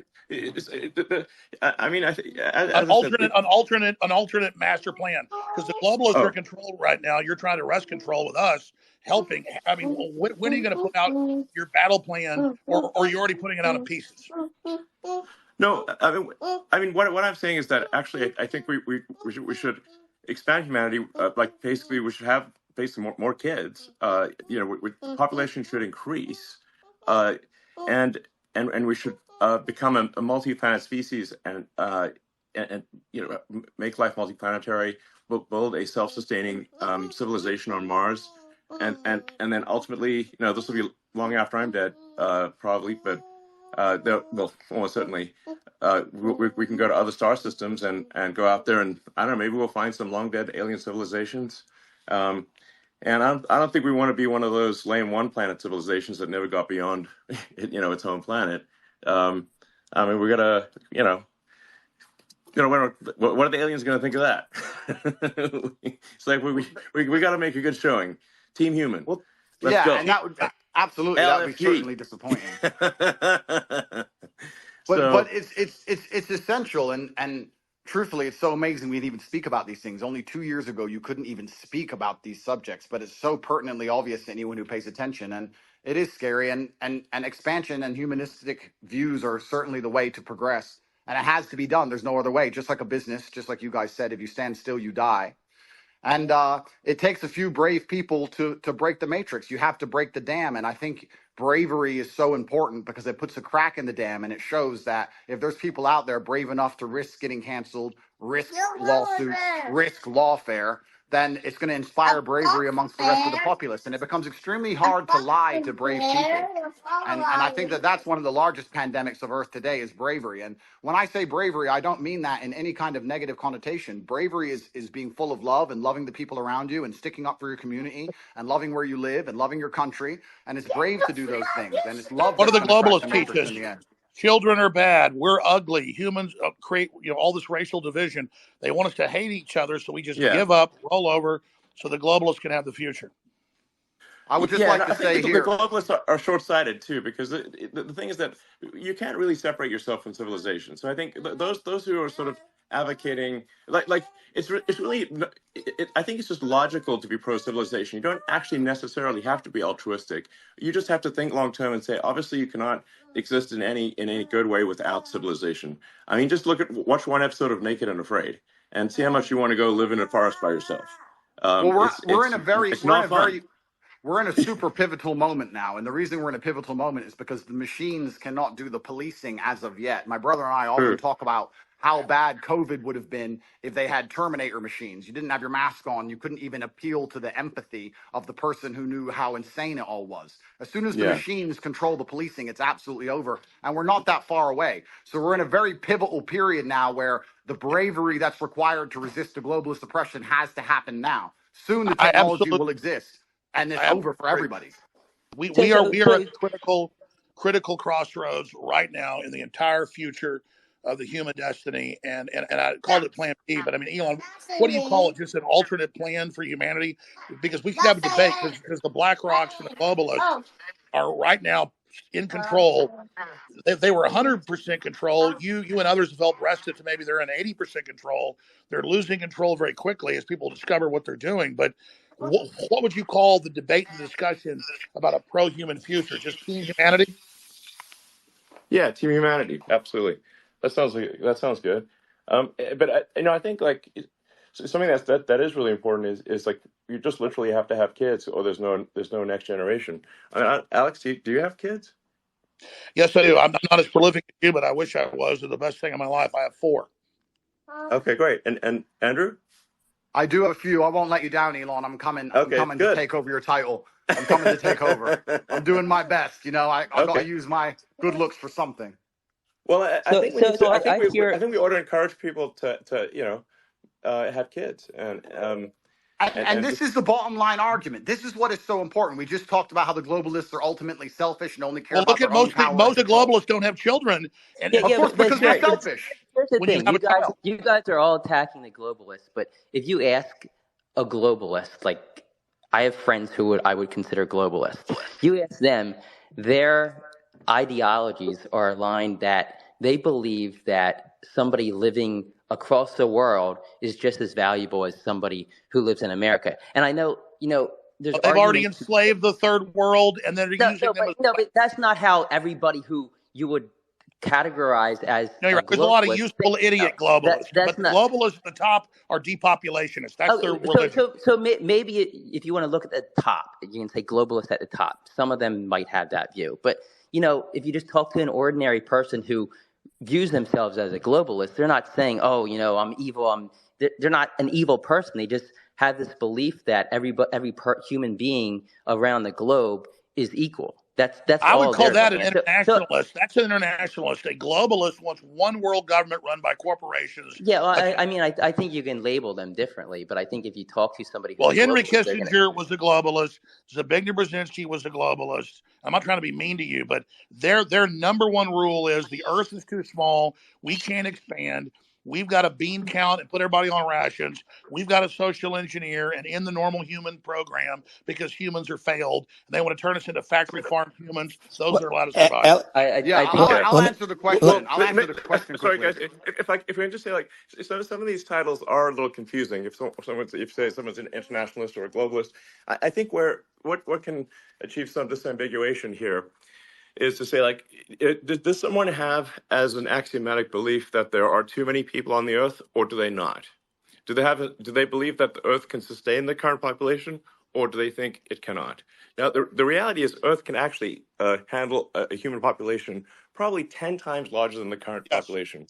Earth is actually very sparsely populated by humans. We only see density because if we're in a dense urban environment like New York or Boston, London or something like that. But if like, here would be like a good test. If you took a plane from LA to New York and you try to drop a bowling ball and hit somebody, your chances of success are basically zero. You'd have to drop 10,000 bowling balls, maybe. Yes, you just and I'll tell you sort of something that may scare people a little bit is that there are thousands of objects falling onto Earth from space all the time. But how often do you hear about someone actually getting hit by falling by meteorites? Absolutely. There's one known case of a woman with her house getting hit by one. Elon, Yeah. I want to just respond to Ed actually for a second, because again, when it comes, I think it's good to get a good counter view here. I think that there's two different things going on, Ed. And I know what you're trying to say, but there's a separate point about your obligations, right? So you can, and I believe everything has been said about the importance of expansionism for humanity being pro-civilization, and expansion pro-human race to win. That's like a separate axis, though, from saying where are your obligations where you are, right? So we talked about procreation and family. Then we talked about the nation. Well, look, I have 2 kids. As a father, my moral obligation, I believe, is first and foremost to my family. And then, let's say, as a president, my moral obligation is to the citizens of the nation that I lead. And then you can worry about hunger in the Congo or whatever else needs to happen in the Darfur or in other places. And so I don't think that you're saying necessarily that life... Charity begins at home. Exactly. And that's not saying that life abroad is any less valuable inherently. And so when you say, like, the globalist view is that all it's saying is that all life is equal wherever it is on Earth, it's not like, I think an alternative view is countering that. There's also just a separate place in terms of where you're situated. Where's your obligation, right? As a father, it's to your family. As a president, it's to your country. And just because you believe that's the hierarchy of your obligations means somebody else is the leader of one of those other countries. And that's an obligation that they have too. But that's like a different discussion. Well, the neoliberals in their own PR, they're the ones doing the worst things on the earth. They just say, oh, we want global government because we want to give Africa's representation. Then they lock them down for 3 years and starve 30 million of them to death and then organize them to flood us as a political underclass. This is cold-blooded Henry Kissinger State Department Memorandum 200. I mean, they've got it's not black and white. I think there's two different conversations. But what is black and... Wait, I'm sorry. Go ahead, Andrew. Go ahead, Andrew, and then we'll go to Dave. Andrew? Okay. What I do believe is black and white is simply, if you read a history book, you'll see the worst things that humanity have ever done have been done with good intentions. That's what's so bad about evil acts, is that people think they're doing the right thing. And that's the most dangerous thing about it. And this idea that they look at all human life as sacred and all the same, I actually disagree. I think the reason they will prioritize people in a third world country, for example, you'll say it's because they see us as equal. I think it's because they see us now as spoiled and annoying. They don't like that we need pensions and living space and healthcare. They simply want slaves and a robot class, and they'll do anything it takes to get it, and they'll get it from anywhere they can. And when someone comes along and says, well, my intentions are good, I'm not interested in that, because you can name any Holocaust or any atrocity in history. The people didn't think they were the bad guys. They often thought they were the good guys. And I guess the easy way to look at life is you want to be having as many children as possible. You want to pray other people do the same, and you want those people to enjoy freedom. And anyone who's coming along restricting speech, restricting access to certain things, restricting movement, all they're doing is trying to restrict so they can control. And nobody in a history book ever who did that either was the good guy. I think it's very clear to see who's on the right side of history and who isn't. And I advocate freedom for everybody. If I disagreed with absolutely everything Alex said, I'd still be glad he's back on X. And these people can't even handle a different opinion. Do you think they're going to allow the people who have a different opinion to them to share water or share food or share anything else once they have And the absolute reason they control? don't want another opinion is they want to misrepresent what Elon Musk or Andrew Tate or Vivek Ramaswamy or any of. I'm telling you, they want us silenced so they can lie about what we said. Yeah. I agree with you. I have a quick. Hold on. We'll go, Jackson. I'm going to go to you right after Dave. Yeah, Go ahead. I'm just saying, I agree that with you there. I think that a lot of the media and a lot of these platforms do want to silence voices because they want their voice to be heard louder. So yeah, I definitely hear you there. I definitely don't. As when it comes to globalists, I think, it's not black and white. You're not either a globalist or you're not. I think people fall in between, and there's different reasons for why people might feel one way about one, you could say globalist idea and another. So I mean, I don't like painting people like, with a black and white pen, because I feel that everybody falls somewhere in the middle. All I know is this, that there are people that want a corporate world government whose aim is depopulation and not giving the general public access to technology by lying about resources and literally saying carbon dioxide that plants breathe is evil, and then telling us the world's going to end in 2030 and the ice caps are all going to melt, and none of that's true. So our children basically give up on the future and decide not to have children. That's all I'm saying. Elon Musk is promoting an optimistic, pro-human future that the science and evidence shows is real and that we need. Gentlemen, I have to go. Yeah, I just want to be sort of exactly. I want to be clear about my position. I'm super pro-human, and I mean all humans. Humans in America, humans in somebody's Africa, got their thing Asia, open, and everywhere else. Their phone open in the bathroom. Yeah, that's Vivek. Vivek, that's your phone, Vivek. I'm not able to mute you. Vivek. All right, perfect. Go ahead, Elon. Sorry about that. So, well, I hope you feel better. I feel great. Thank you. Sorry about that, guys. I'm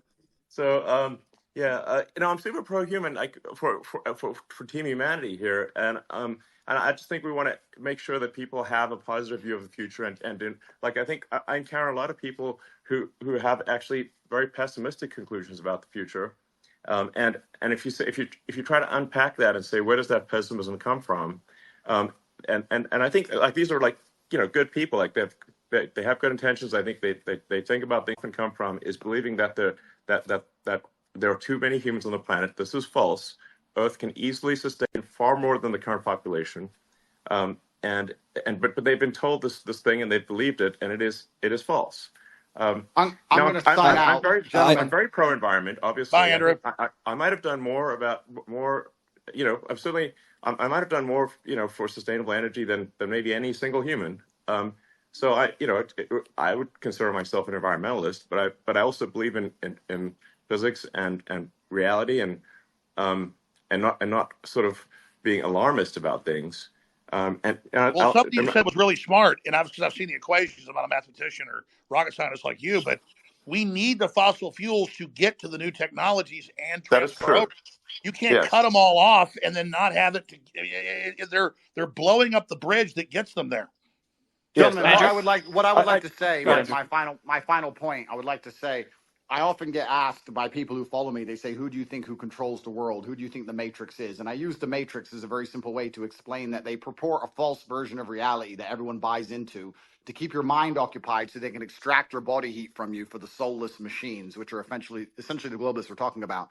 And I try and say that I still believe that we run the world. There's a lot more of us than them. We still control the world. It's just down to what we will accept and what will allow them to do to us. And that's why bravery is so essential and so important. And I know I can come across as brash with my message, but You're not. You need to stop giving up our power. When I'm telling 16-year-olds to go and get rich and buy a fast car and train hard and go to the gym, etc., because these young men are far less likely to blindly comply, and it's extremely important that they don't psyop the next generation of young masculine youth. And that's why the system was scared of you, Andrew, because you were doing an extreme version of it to shock them out of it, to show them how to have a destiny, how to have desire, how to want to be into the future. And then that's the same thing in a different way. You're right. We still control the world, and it's down to what we will accept, and it's going to take bravery and love. You need to love the people around you and love the human race and love the place you're from. And I just want to wrap up by saying that I would never kill myself. And if they put me back in that dungeon to starve, I hope you will all do your very best to get me out, because I'm in a very Andrew. Love you. Can I just throw something out, because I'm going to talk to Elon Musk here and everybody else, and this is surreal. Andrew Tate and Vivek Ramaswamy. This is crazy. John, I've got a friend I want to get on. We also have Mark Dice, who's really stood up for free speech. He's on the line if he can get a quick. I'm going to leave Alex, but I just want to say welcome on Twitter, and I think there will be more truth than not, all else equal. So hail to the truth. Thank you, gentlemen. Take it easy, guys. Bye bye. Thank you, Vivek. Bye. Thanks, Andrew. Thanks, Vivek. I have one quick question. Jack.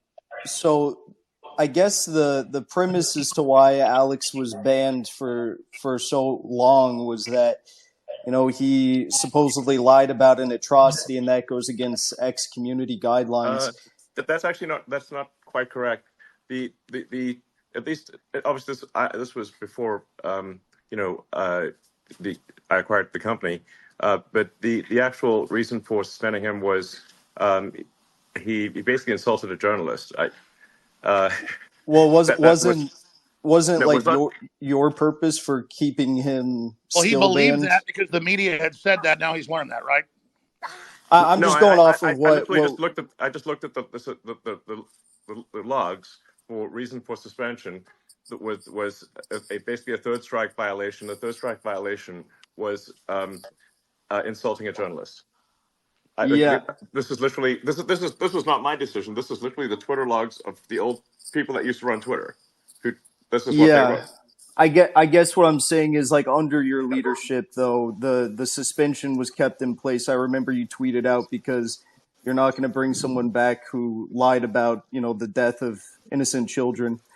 Yes. So if that's the case, then and we're going to uphold things fairly and firmly for all ex-users, can we expect that, like, if Alex or anyone else on this panel lied about Sandy Hook or an atrocity again, that they would also be banned again? You already answered that. Yeah, I've already answered that. He did. Yeah. If that is the case, the platform will adhere to the law, and we will adhere to the law. That is what this platform will do. So if somebody says does something illegal, then they will be suspended. If they do not do something illegal, then we will try our best to avoid any kind of permanent bans unless someone does something fundamentally illegal. Elon, we're just trying to stay true to the Constitution of the United States in America and the laws of the country as decided by the citizens. Elon, how you go ahead, Alex. And Elon, way more interesting. And I just asked one question of Elon. Elon, it's great having you here in Texas. You're kicking ass. You're Texas through and through. Your whole spirit. We love you. Whatever happens with Trump down the road, should we change the Constitution so you can run for president? Would you ever think about that? I would like to stay as a technologist and build rockets and electric cars and technologies that hopefully have a good effect on the world and advance civilization. That would be my preference. I would not like to be president. So that would I would just like to build things that are further civilization. That's Smart. my goal. I think that's a smart answer. Are you concerned if the deep state establishment, we know it's not just one group, is able to kill Trump or not let him run for office for the repercussions? I mean, are you optimistic for the future currently, or just how do you feel about the election coming up? Well, I think it will not be a boring year. That's for sure. I think it's going to be eventful. I suspect. I don't know. You seem to be quite concerned that people will try to assassinate Trump, but I don't know. I mean, obviously, and I'm against assassination generally. So, I guess if Hitler was alive, I'd be in favor of assassinating him. But Stalin, that kind of thing. I would be too. Your attitude Yeah. is we can sell the world on freedom and humanity 2.0 and a new renaissance. The establishment will just step aside because our ideas are so good. Is that what you're saying? Look, I think what I'm saying is that I think it is very difficult to predict the future. That we're certainly going to have a very contentious election and perhaps some contentious elections worldwide. The X platform will strive to be as truthful as possible about what's going on, and to that's going to be the goal. And SpaceX is going to build rockets, and Tesla's going to build cars, and as for what will happen, I don't know what's going to happen, but I think Matt, is there any big 2024 is going to be quite the encore for 2023, is my suspicion. I know you've talked about incredible jets you want to invent, so many other things. Is there any other big invention you've got on the drawing board in the back of your mind that you haven't announced to the world that you want to tell people about today? No. This would not be the forum for announcing any new products or technologies. So, I mean, we do have, the Neuralink chip, which I know some people might be concerned about, but that's really something that will take a very long time to, be in any kind of widespread use. We've got the first use. The first patient will get a Neuralink chip. This is a quadriplegic, and it will enable them to control their computer and their phone. And then my uncle was in a motorcycle accident and he was having seizures, about to die, couldn't even walk. He got one. It's not one of your brain chips, but a brain chip. Yeah. And actually he can walk and talk and is happy now. So that's not bad. Exactly. So I mean, it's the regulatory stuff on this is very intense. So the first one will have, you could think of it sort of like a telepathy. You can sort of control your computer and phone just by thinking. So it's kind of like telepathy. And then the one after that will be, I don't know, we're trying to think of a name for it, but you can think of it like blind sight. Even if somebody has lost both eyes or lost the optic nerve and is completely blind, we can actually give them some amount of sight. Or that. Ultimately, I think high resolution sight, kind of like Geordi LaForge from Star Trek. You could actually see in multiple wavelengths. You could see ultraviolet and infrared, and even see radar if you want. And by the way, for people that don't know, Elon's not lying. Even in MIT papers, they've actually done tests. That's what they say, though, is I know the problem is just narrowing the sight to our bandwidth. They say these people see everything, right? Like a full spectrum. Yeah, you can have a point at which you have a camera. You can have a camera that can receive photons of many wavelengths. So you could see, even in darkest night, and you could see ultraviolet. You could see infrared. Like I said, you could even see radar if you want. Wow. It would be a kind of thing that would it's probably trademarked thing, but I think Blindside is a cool name for it. It's like even yeah. Can we get one question from Mark Dice, because this is the best interview ever. Mark Dice is a great journalist. He stood up for me for the last 5 years when nobody else would. Mark, quick question from Mark, please. A comment, really, just to reinforce to everybody listening, all the journalists, and thank you, by the way, Elon, for unbanning Alex, for everything that you're doing for the platform, for humanity. But I just want to reinforce, and I'm glad you retweeted this, Alex. the reason why Twitter cited Alex being banned, contrary to popular belief, is not because he entertained some conspiracy theories about Sandy Hook, as crazy as they were. And Elon just confirmed that the Twitter logs said this. He confronted Oliver Darcy, a public figure on public property, when he was working in the capacity of a journalist, and they cited that as. But Mark, that's harassment. old news. Let's move on from Alex Jones. Well, We're talking to Elon Musk. What's your question for Elon Musk? I didn't see the Twitter file in the Twitter files. Can you release data about the choices that were made regarding the trending list? Because the trending list drives the news cycle, as you know, and they can create a self-fulfilling prophecy by manually inserting topics in there, getting people to talk about them. It becomes a topic. It becomes news. Did I miss that in the Twitter files, or was that just not released? I would like more data on the manipulation of the trending list to manipulate the news cycles over the previous ownership. Yeah, well, there was a significant manipulation of the trending list, and worldwide. I mean, you can just, I'd say, like, as a general rule of thumb, whatever conspiracy theory you've got about Twitter is probably true, even more true than you think it is. Are you taking precautions? Now, no, go ahead. Yeah, I think the path to having a sort of a clean system is maximum transparency. So that's why, like, for community notes, the software for community notes is completely open source. You can see every line. The data for community notes is completely open source. You can see the data, you can see the logic, and you can independently create the community note conclusion. So you can tell right away if there's manipulation, and there's always going to be some, with these things. It is not black or white. There's always going to be some degree of manipulation, but you just want to try to put as much sunlight on it. As I say, sunlight's the best disinfectant. You want to have it be as clear and transparent as possible. This will minimize the amount of manipulation. So the more visible something is, the less it is in the shadows, the cleaner it will get. Will not be perfect, but it will be much better than something that is hidden.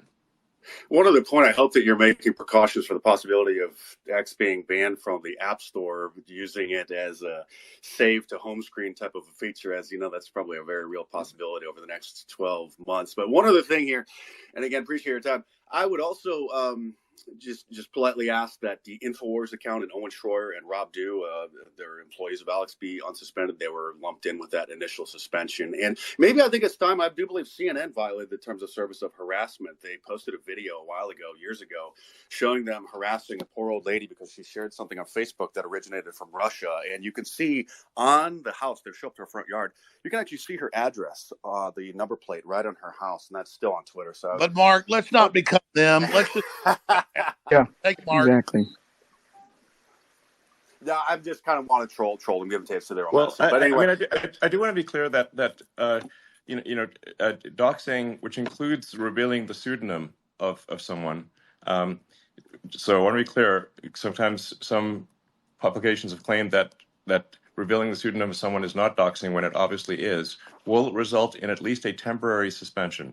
We will be very reluctant to give permanent suspensions, but we will give temporary suspensions for any kind of doxing activity or anything that endangers the health of another person in a meaningful way. And that includes major publications. That it does not matter who you are. It doesn't matter how big you are or small. Now, I should say this. There is one. We do have a UN exclusion rule, which is that if it's a head of state recognized by the UN, even if they say things that are, kind of crazy, which they do, then we don't suspend a head of state. Just for the same reason that the UN allows heads of state to say crazy things at the UN Assembly. But because we need to hear. We need to hear that. What everybody has to say. I was just going to ask, I guess you don't like Nikki Haley's idea of basically doxing everyone? No, I hate it. Hey. Yeah, that's crazy. Look, the thing is that a lot of people obviously would face repercussions from their employer or from their government or from some organization if their identity is revealed. And that that therefore inhibits the public dialogue. So people, there've been professors who've been suspended for favoriting things on old Twitter. They literally got suspended for just tapping a favorite button.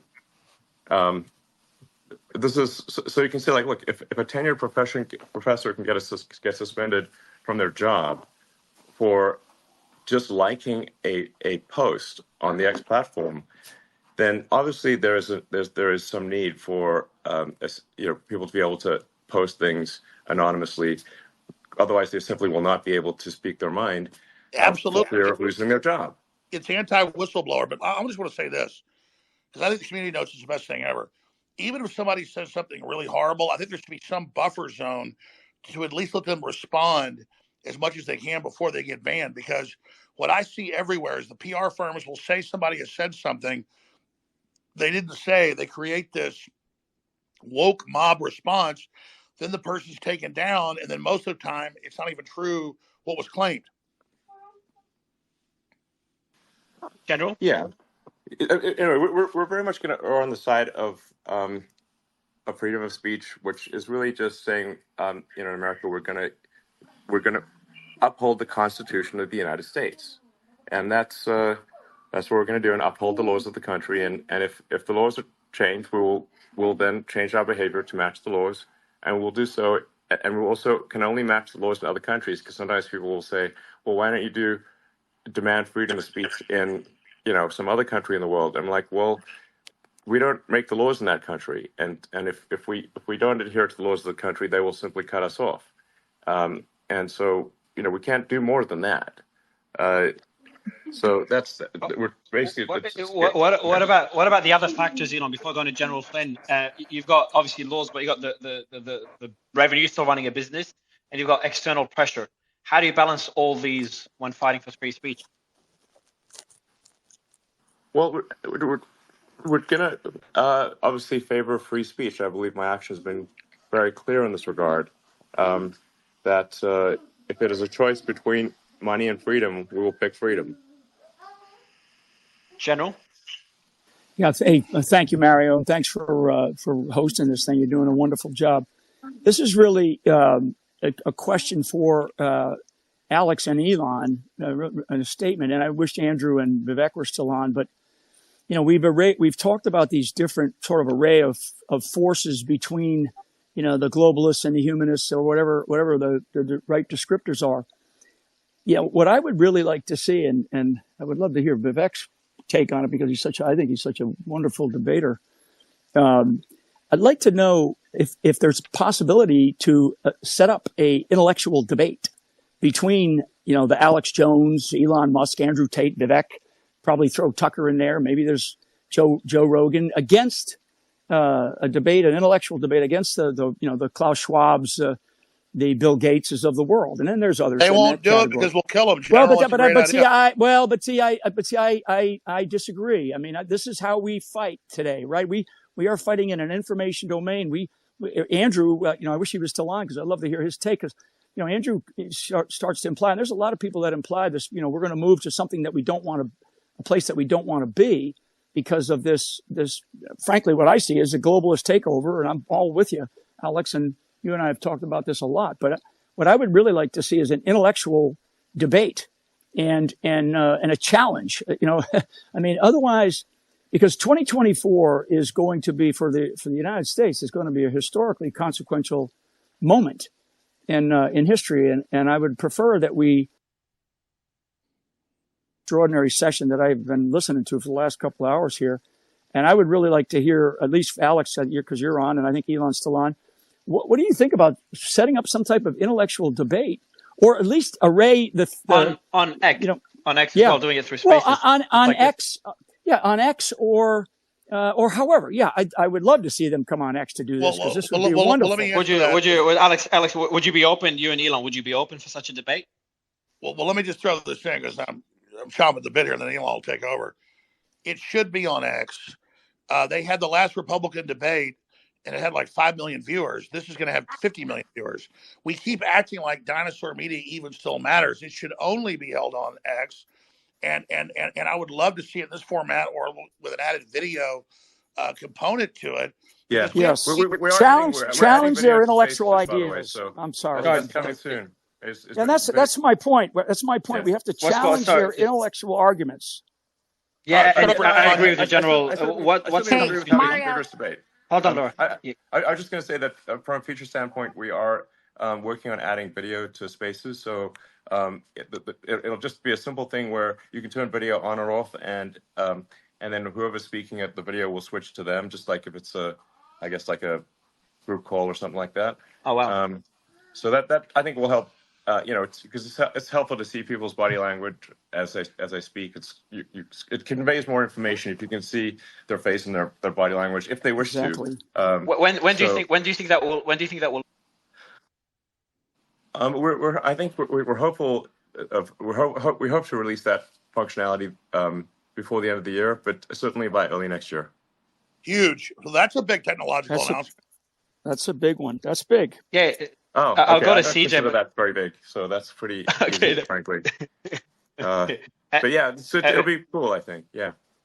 Well, it's just fascinating how far Spaces. I remember being on Spaces since the early days, pre-Elon, to see how far it's gone and to be able to have discussions like this. I don't think the audience understands.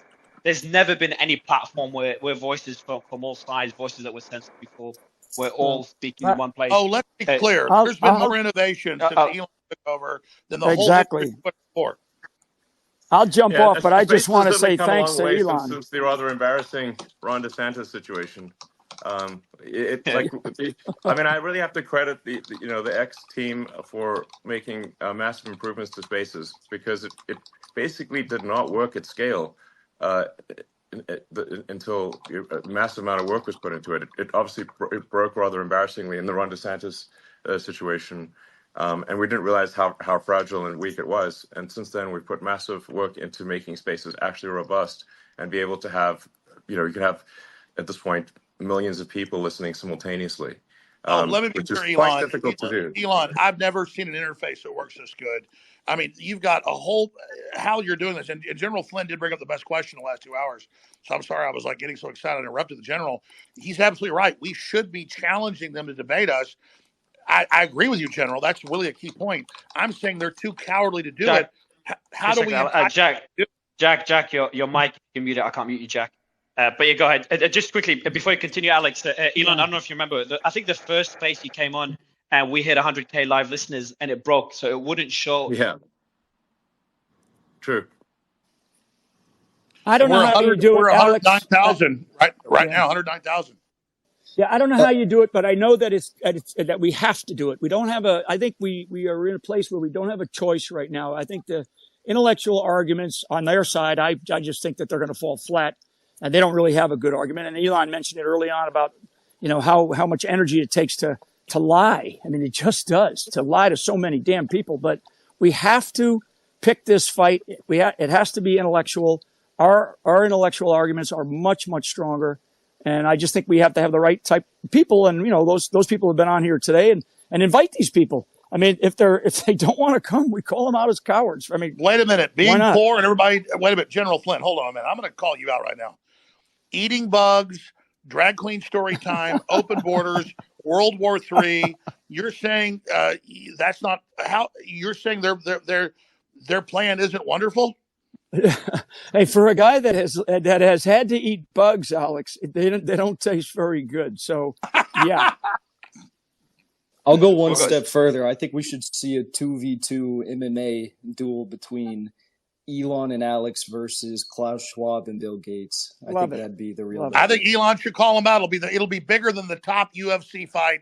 If those cowards will show up, my God, it'll be their Waterloo. Elon, you know how the media works. Do you want to call them out, and then you'll get that snippet all over the media? Well, I'm certainly happy to have a debate with Klaus Schwab or others. I think you guys maybe been following what's going on in Davos more than I have, and certainly more than the vast majority of people have. I think most people don't even know that there is a conference in Davos, or the World Economic Forum. And I've only seen snippets, but some of the snippets are concerning, and I don't think we should have a sort of an unelected quasi-governmental organization deciding our future. Who said who made them the boss? I mean, do people even know that they're doing this? Like, I'm not okay with some organization,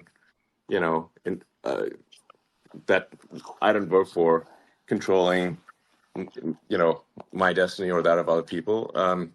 So, and that, I don't know if they're necessarily fully controlling, but they certainly are influencing things. And and it's, I just don't. I think an unelected world government is not a good idea. Well, how much? How much? Elon Musk. Right after for a question, then Suleiman. But on that point, how much control, you kind of changed it, whether control or influence? Because on one side you've got people that say they control the world, every decision is kind of influenced, or they They're make that trying decision to behind control it. the world. They're On the other side, there's the people making the argument that they're trying to do the right thing and things are being taken out of proportion. It's all a conspiracy. Where do you think on that spectrum, in your opinion, we stand? Well, I mean, the original premise of the World Economic Forum was to have some kind of forum where there would be interaction between government leaders and commercial leaders, sort of the heads of corporations and governments, and that there would be some forum for them to talk. And like that original premise, I think is not a bad one, because right now you've got the UN, but that's just government to government, and you've got a bunch of sort of individual situations where commercial leaders will meet with government people one-on-one, but there's the sort of the good part of the World Economic Forum is like it's probably good to have some dialogue between commercial leaders and government leaders internationally. That's I think the positive side, and that's originally how I heard about the World Economic Forum, and I was invited to speak there many years ago, which I was just too busy working, and I was like, well, I can't really go spend 5 days in Switzerland. I have work to do in America, and they really wanted me to come talk there, but also pay them $20,000, and I'm like, that doesn't make sense. So I declined the invitation. Now it does seem that since inception, perhaps this organization has gained a bit too much power, and a bit too much influence. And I think it probably, it should have less power and influence, is my opinion. Elon, I have a quick question. You tweeted about the imprisonment of the American Chilean Gonzalo Lira in Kharkiv, Ukraine yesterday. I'm curious if that imprisonment of an American for speaking his mind on YouTube and X has caused you to consider further support for Ukraine, albeit through Starlink or other means. And also, unrelated to that, can you provide any updates about Starlink for Gaza? Yeah, I mean, I generally think, look, I understand that if an American citizen is in another country and violates that country's laws, or what those countries' laws, even if their actions would not violate the laws in the United States, that person would then be put in prison. But in the case of Ukraine, the United States is providing a vast amount of aid to Ukraine, and the United States government has an obligation to protect its citizens. And so I think, even if one disagrees with what that I guess YouTuber or journalist, depending on your perspective, what they posted, I feel uncomfortable sending massive aid to Ukraine if they're putting American citizens in jail for doing videos on YouTube. That's not cool. And it's like, and you could say like, okay, well, yeah, but Ukraine has the sovereignty in their country. It's like, yeah, but they don't have a right to our money as well. So it's like they don't have a right to our money and support and to imprison and mistreat American citizens. Well, that's right. And look, I Pick one. don't have a dog in the fight. Russia, Ukraine, it's an old ancient fight between the two countries that's been going on for 1,000 years. It's a Slavic civil war, but Ukraine is arresting the Orthodox Church. Ukraine, even the mayor of Kiev has said Zelensky's becoming a dictator. So All I'm saying is this black hole we're feeding hundreds of billions into, we should at least be able to debate it. And if an American journalist is critical, he doesn't deserve to be put in a gulag. That's very dangerous. I agree, Elon.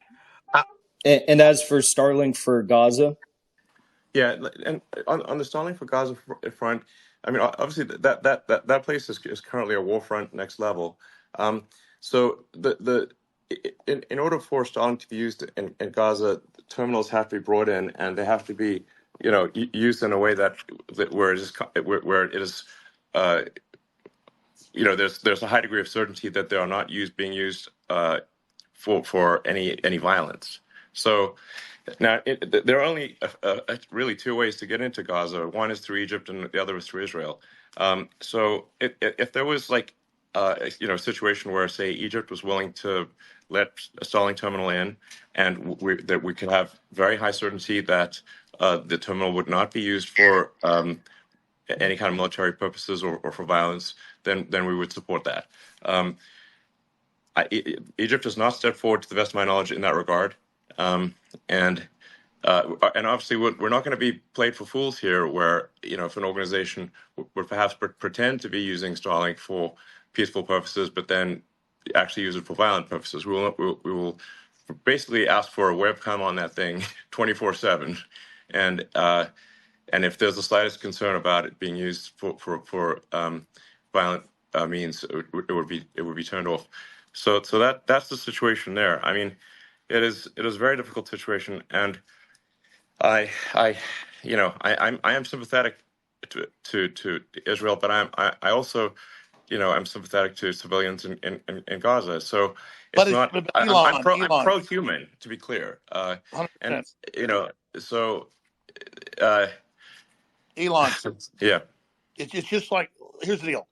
I'm not pro-Russian. I'm not pro-Ukraine. I hate the war. I'm pro all of them. I agree. But when you learned that they were using Starlink to rig up robot boats to blow up battleships when Russia said they were going to launch nukes if they did, you didn't sign up Starlink to be a weapon system. It's very fair to say it's my company. It's my.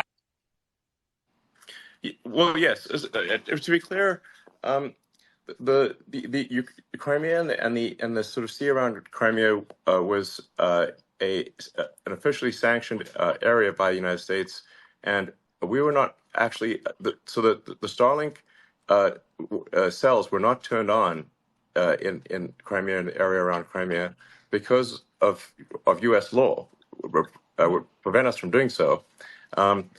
There was a Ukrainian attempted attack on the fleet in Sevastopol, and I got an emergency call saying, like, hey, we need to turn on the cells around Sevastopol. And I'm like, well, that's currently a U.S. sanctions zone. We would need permission from the U.S. government to do so. And in fact, I don't, and it would also mean that we are directly complicit in an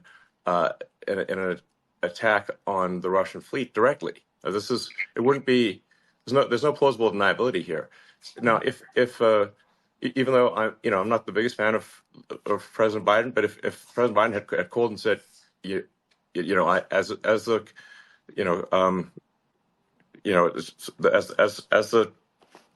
President of the United States, I'm asking you to turn the cells on, I would have done so.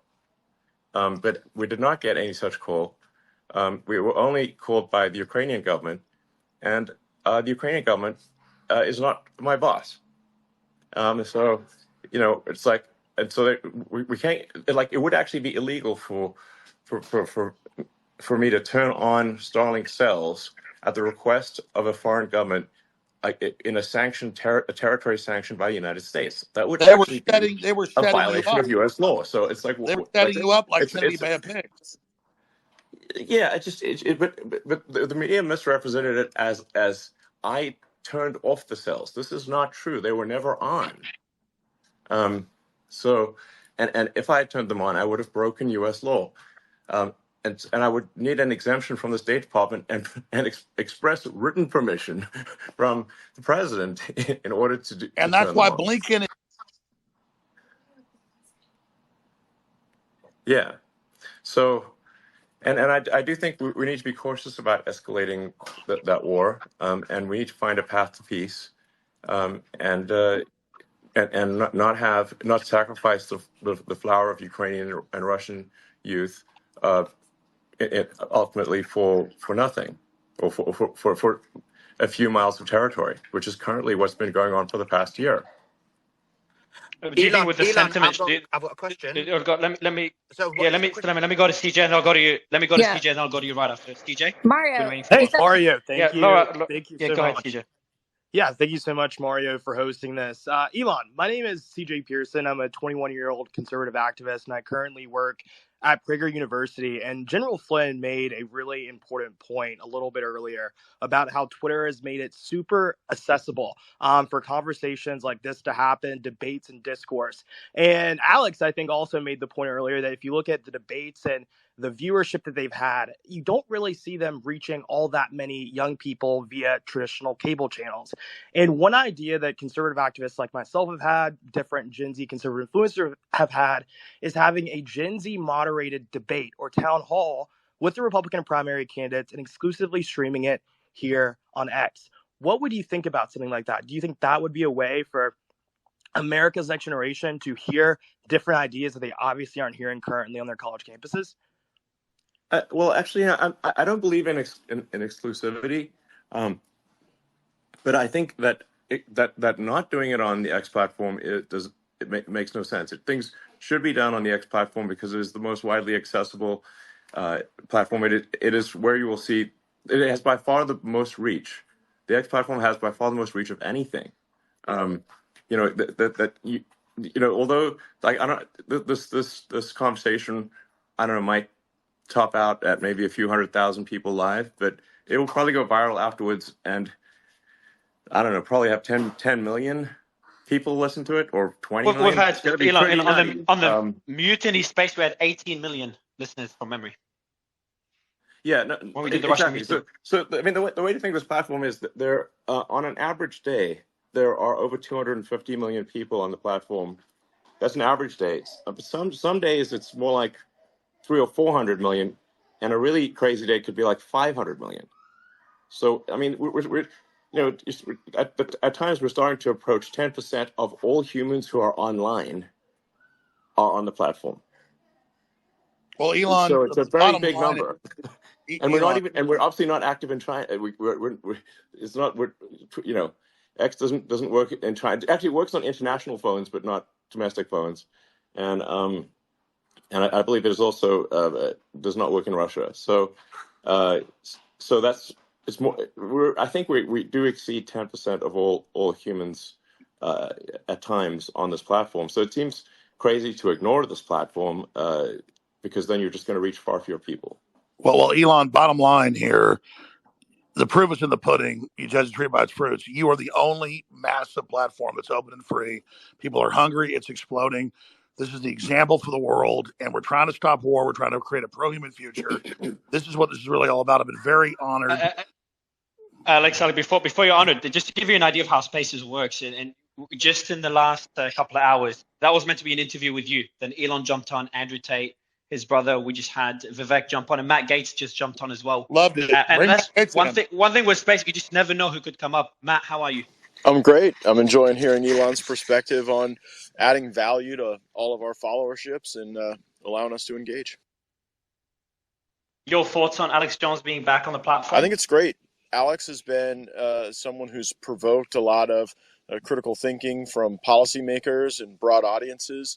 You know, of course, there are things that I'm going to say that would offend people, things that Alex would say that would offend people, but I think they'll just have to be offended. I think it enriches the discussion to have Alex back. Suleiman? Yeah, I've got a few questions. My first question is, we've seen extremely positive steps in terms of the return of Alex Jones. We've seen the return of Andrew Tate. We've seen the return of President Trump. And so X is definitely moving towards a free speech platform. My question is, when will we be able to get to a situation where it's completely free speech and it's just based solely on following the legal laws of the country? I know it's a process and it takes time, but how far do we envision this happening? How far in the future? Well, I mean, I think we've made dramatic progress over the past year. It's only been a year since the acquisition closed, and uh, it's been quite difficult to. We had to not just keep the wheels on the bus, but upgrade the bus while it's going down the highway. Well, Elon's cut out. Go ahead, Thomas Alex. Jefferson said, "We will not be transported to the State of Liberty on a feather bed." Go ahead. Is Elon back? No, I think I'm he sorry. might have gotten a call. No, you're back, Elon. Okay, sorry. Yeah, just saying it's been quite difficult to keep the wheels on the bus and upgrade the bus while barreling down the highway at 100 miles an hour. So that's kind of where but I think we've made tremendous progress in a year, and I think that progress I think is accelerating. So and we keep cleaning up the code base and simplifying it and providing more transparency and providing more clarity and obviously improving freedom of speech and getting closer and closer to the law. And I just want to say, with respect to the law, I am a strong believer in the law. So you'll sometimes read an article where it sounds like I'm some crazy maverick who just likes breaking the law. It's like I am subject to so many laws that I might be hundreds of thousands of laws, maybe millions.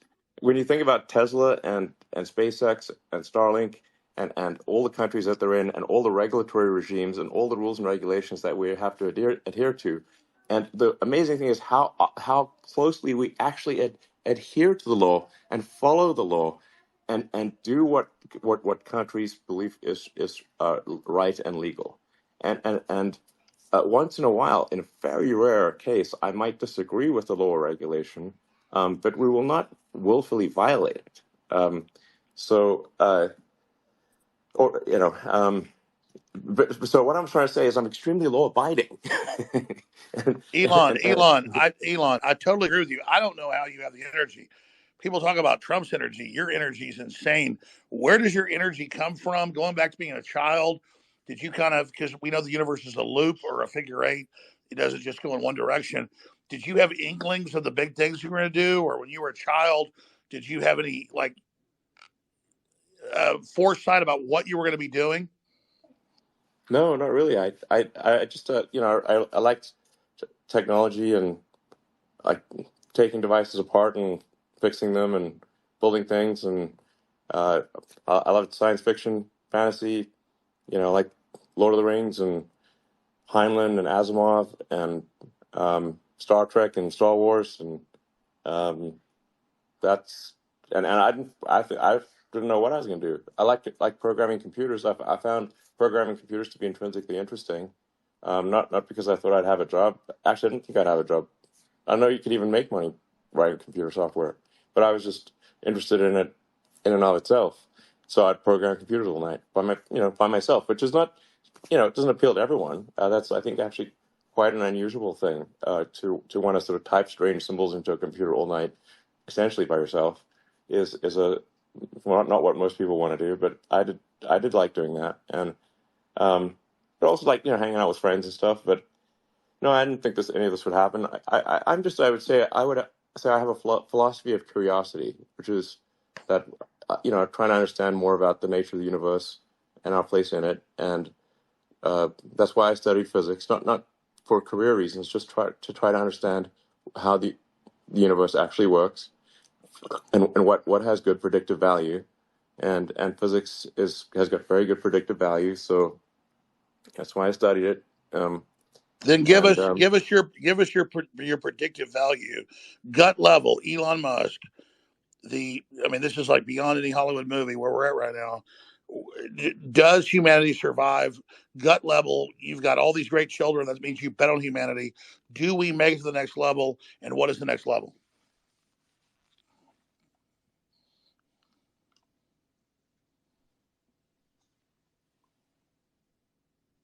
Elon, you there?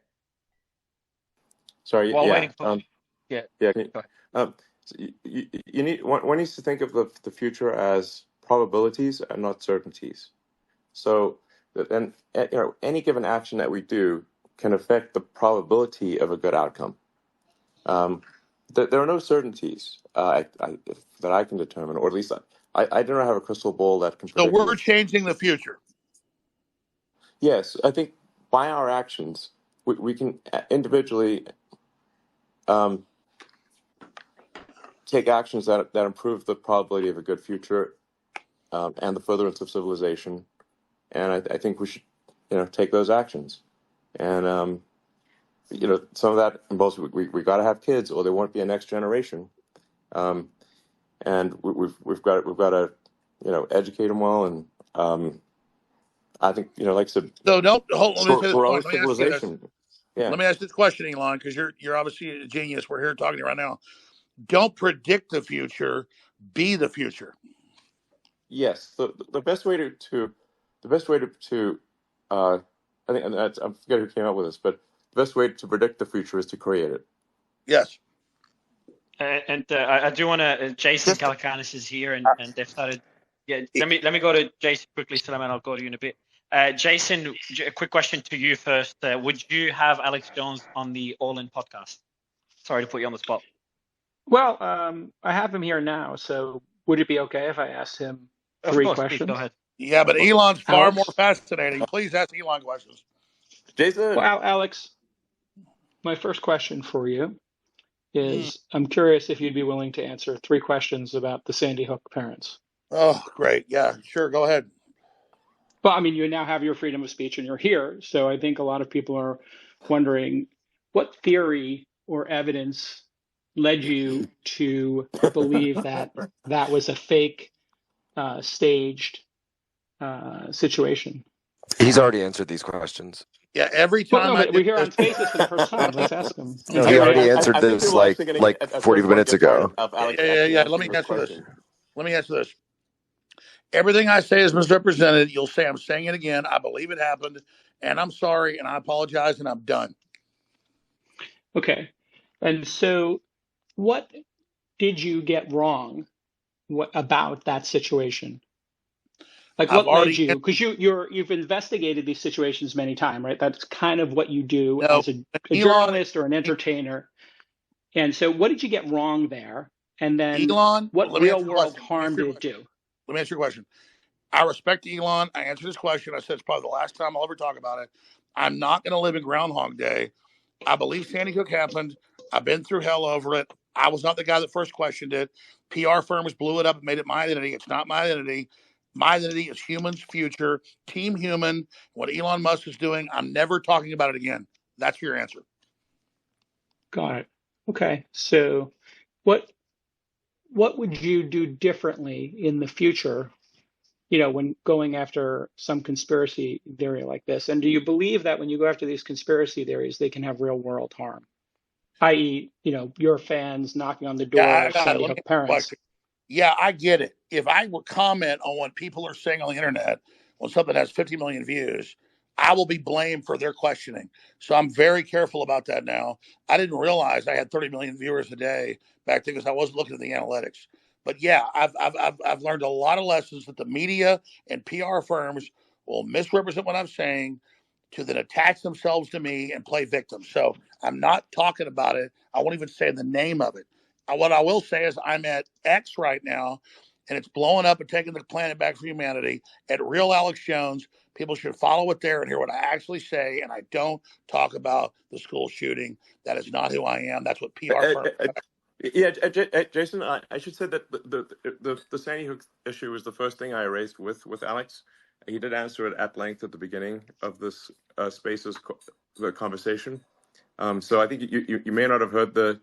Yeah, no, I didn't hear the start of it. I was alerted to this towards the end. I think the issue, Elon, candidly, I'm not saying I'm not commenting whether I agree or disagree with his answer, but it was the very first thing that I asked when I got on this Spaces conversation. Just as it was the first thing that you asked. I think it's for people that care about whether there's sort of empathy and whether somebody has been cruel or mean or something. That's like the first thing they're going to ask about, and so that was the first thing I asked about, and it was answered. Once somebody can agree with that answer or not, and no matter how many, I did ask it. No matter how many times I answer it, it's never good enough because I'm that guy. I'm not what they said. I covered the internet questioning it. I've already said I'm sorry over 500 times, 3 or 4 times today, but it's always the same question. I'm not that guy. I won't even say the name of it. Yeah, I think people actually will eventually get tired of you answering the question. And When is that? I 5,000 I years? think for someone who started out this, who's listened to the whole spaces, they probably are actually tired of you answering the question. To be frank, I certainly am. Patrick, are you there? Patrick, are you there? I am. Can you hear me? We can, yes. Fantastic. I don't have any questions. I just have a comment to make. The biggest thing is, and I heard Jason's question, and I know Alex answered it at the beginning with Elon, opening it up with him. I had Alex on. I don't know, Alex. It was a couple months ago or something. You were on. We had a great exchange together. The best part about this is the following. I applaud Elon for the fact that just a few months ago he said he's not going to have Elon on, he's not going to have Alex on. And then after seeing what the audience wants, the survey comes to 70-30, and keeping that commitment for allowing Alex to be on. The people who have different strong opinions, who are humanists, who want to defend freedom of speech, defend the same rights that we have, we're finding each other. And I just want everybody to remember this. Go back to September of 2022. When Professor Galloway said Elon is full of it, he's not going to buy it, he's toying with all of you. And then Elon bought the company, whatever the price of the company was. Some said it was 50% more. It was a $20 billion company, $30 billion company. He paid the entire number. He didn't have to do this. If that purchase wasn't to be made, think about where America would be today. I want everybody to think about that part. It's been 13 months since then. It's pissed a lot of people off. The fact that, Elon, I applaud you for standing up to folks who you're saying what you're saying to advertisers, where what do you have to do? Be a slave to them? They have to constantly put that fear in you. We applaud you. You got a lot of people backing you up. Alex, it's great to have you back on. Pushing the envelope. You could be wrong. Everybody could be wrong. It's not like all of us are always right. We have the ability to be wrong. And when we are, and people can challenge us and move on, and, then they can make a decision. Either, look, I don't like Alex or I like Alex. Great, no problem. That's the freedom of, you have to pick and choose to like somebody's views or not. But the biggest factor here is somebody had the courage to use their resources to buy a platform like this, to give everybody else the freedom to debate, to argue, to give their thoughts, to give their opinions. And then at the same time, if you're wrong, you admit to it. If you're not, you stick to your guns. But best part on what's going on to the world right now is we are finding each other. The fighters are finding each other. And that has got to be a very scary thing to people who oppose the concept of freedom of speech. So I have no question for Alex. I have no questions for Elon. I just wanted to jump in and applaud everybody, even those who debate, even those who agree, even those who disagree. Future looks bright. The right people are finding each other. And I applaud all of you. That's all I wanted to say. So, Patrick, beautifully said, brother. my man. Remember, Patrick, I apologize for Sandy Hook on your show 5 years ago. Remember that, I Patrick? remember that. I remember that. Patrick, question for you then. You've been here a few times and you've uploaded Spaces and X. When is the show? I think you've got 2 million subscribers on YouTube. When will the X version launch? When will the X version launch? I've never had a conversation with Elon. We've never had a sit down. I totally support what they're doing. Right now, what we're doing is we're starting to upload all our episodes on X, as well as we're putting on other platforms. But the direction this is going, with a few asks that was made where we can now watch the video on 2.0 speed. I'm a 2.0 speed guy. X marks the spot. X marks the spot. X is it. No, I totally see it going that direction. But no, I mean, look, it's look what's going on right now. Look at this live. How many people are on right now? I don't know what the number is. 118,000. 119,000 on a Sunday, where I'm sitting in my backyard right now watching my 4 kids play soccer, and we're able to jump on and have a conversation like this. This is insane. The power of what's going on with this. This is the future. I think this is just the beginning, and the right guy is driving it. So future looks bright. Sev? Yeah, this question is for Mr. Musk and Mr. Gates. So during the 2020 election cycle, we saw a lot of people be either deplatformed or noted for making claims of election fraud. Now, at the time that those claims were made, there was no way of knowing they were true or untrue because they hadn't been litigated yet. So going forward, as we're coming into a new election cycle, Mr. Gates, is there anything being done legislatively or in the House to ensure that that doesn't happen again? And the same question would go to Mr. Musk. Thank you. The strongest, I think, influence on that censorship regime right now is the Missouri v. Biden, litigation and the injunctions there that are being resolved, and some sort of the public humiliation we've put some of the senior DOJ and FBI leadership through as they've had to fess up to the nature of some of these emails and contacts. We've brought the journalists that have been covering this, Schellenberger and Tate forward to kind of repeatedly try to set that deterrent. But I think that it's not just about elections. I mean, it can be about any number of the things that the federal government wants to control the four corners of discourse on. And these are the people who would have would have banned Galileo. And yet when people want to share evidence or experiences or concerns, you can't have the Department of Homeland Security and CISA working alongside NSA and FBI on those projects. Otherwise, people start to fear that if they're not proactively censoring, that they run afoul of some sort of legal regime. And it's also sickening if you just track the extent to which a lot of these senior lawyers oscillate back and forth between big tech and the senior positions in our government that decide these things. So Republicans in the House should be taking a stronger stand, in my view. We should be putting riders on the funding for CISA and FBI so that anything that would occur there would be so clearly outside the law that it would draw sanction.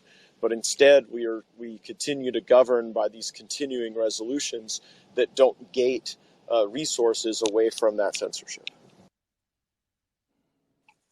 Well, actually, Congressman Gates, the fact you mentioned that about the FBI and CISA, this has been the huge thing that's come out of the Twitter files, and it was a two-way street. So while you're tracking what the government was doing in 2020 vis-a-vis censorship, really leaning on regards to the Hunter Drive laptop, which we released in October of 2020, this is actually a huge question for X going forward into 2024, because Elon, you've said that you want to be in, working in conjunction within the confines of the law. But the question is, if that law is being enforced by the law enforcement agency of the FBI or the DHS, and then they come to X and say, these posts need to be censored, this information needs to be censored because we've determined whatever it is, how does X make that determination? Well, if we believe that something is not in accordance with the law, then we will ask a judge or jury to make a decision. I So actually been yeah, here. we, If we, we it's don't we don't have much of that. That is the best we can do. Um, so and I just want to. You just cut out again, Elon. You got a call. Oh, sorry. You're back. You're back. Yeah, I just want to be clear that the X platform will aspire to be as neutral as possible, and that's and to be as open and transparent as possible. I think we will be. I think we will achieve maximum transparency. I think we'll be fully transparent. Hopefully by early next year. But I'm confident we'll be fully transparent by the time there's an election next year. So basically people will just see anything that is happening on the system, and nothing will be hidden. That is the goal. Well, if those agencies, though, the FBI, the DHS, et cetera, if they reach out to X, I believe they called it defensive briefings in 2020 regarding, which eventually culminated in the censorship of Hunter Biden. If they started reaching out again, would that be something that you or the team, and no, I can understand if you don't want to answer now, but you would consider making public? We will be as transparent as possible with that,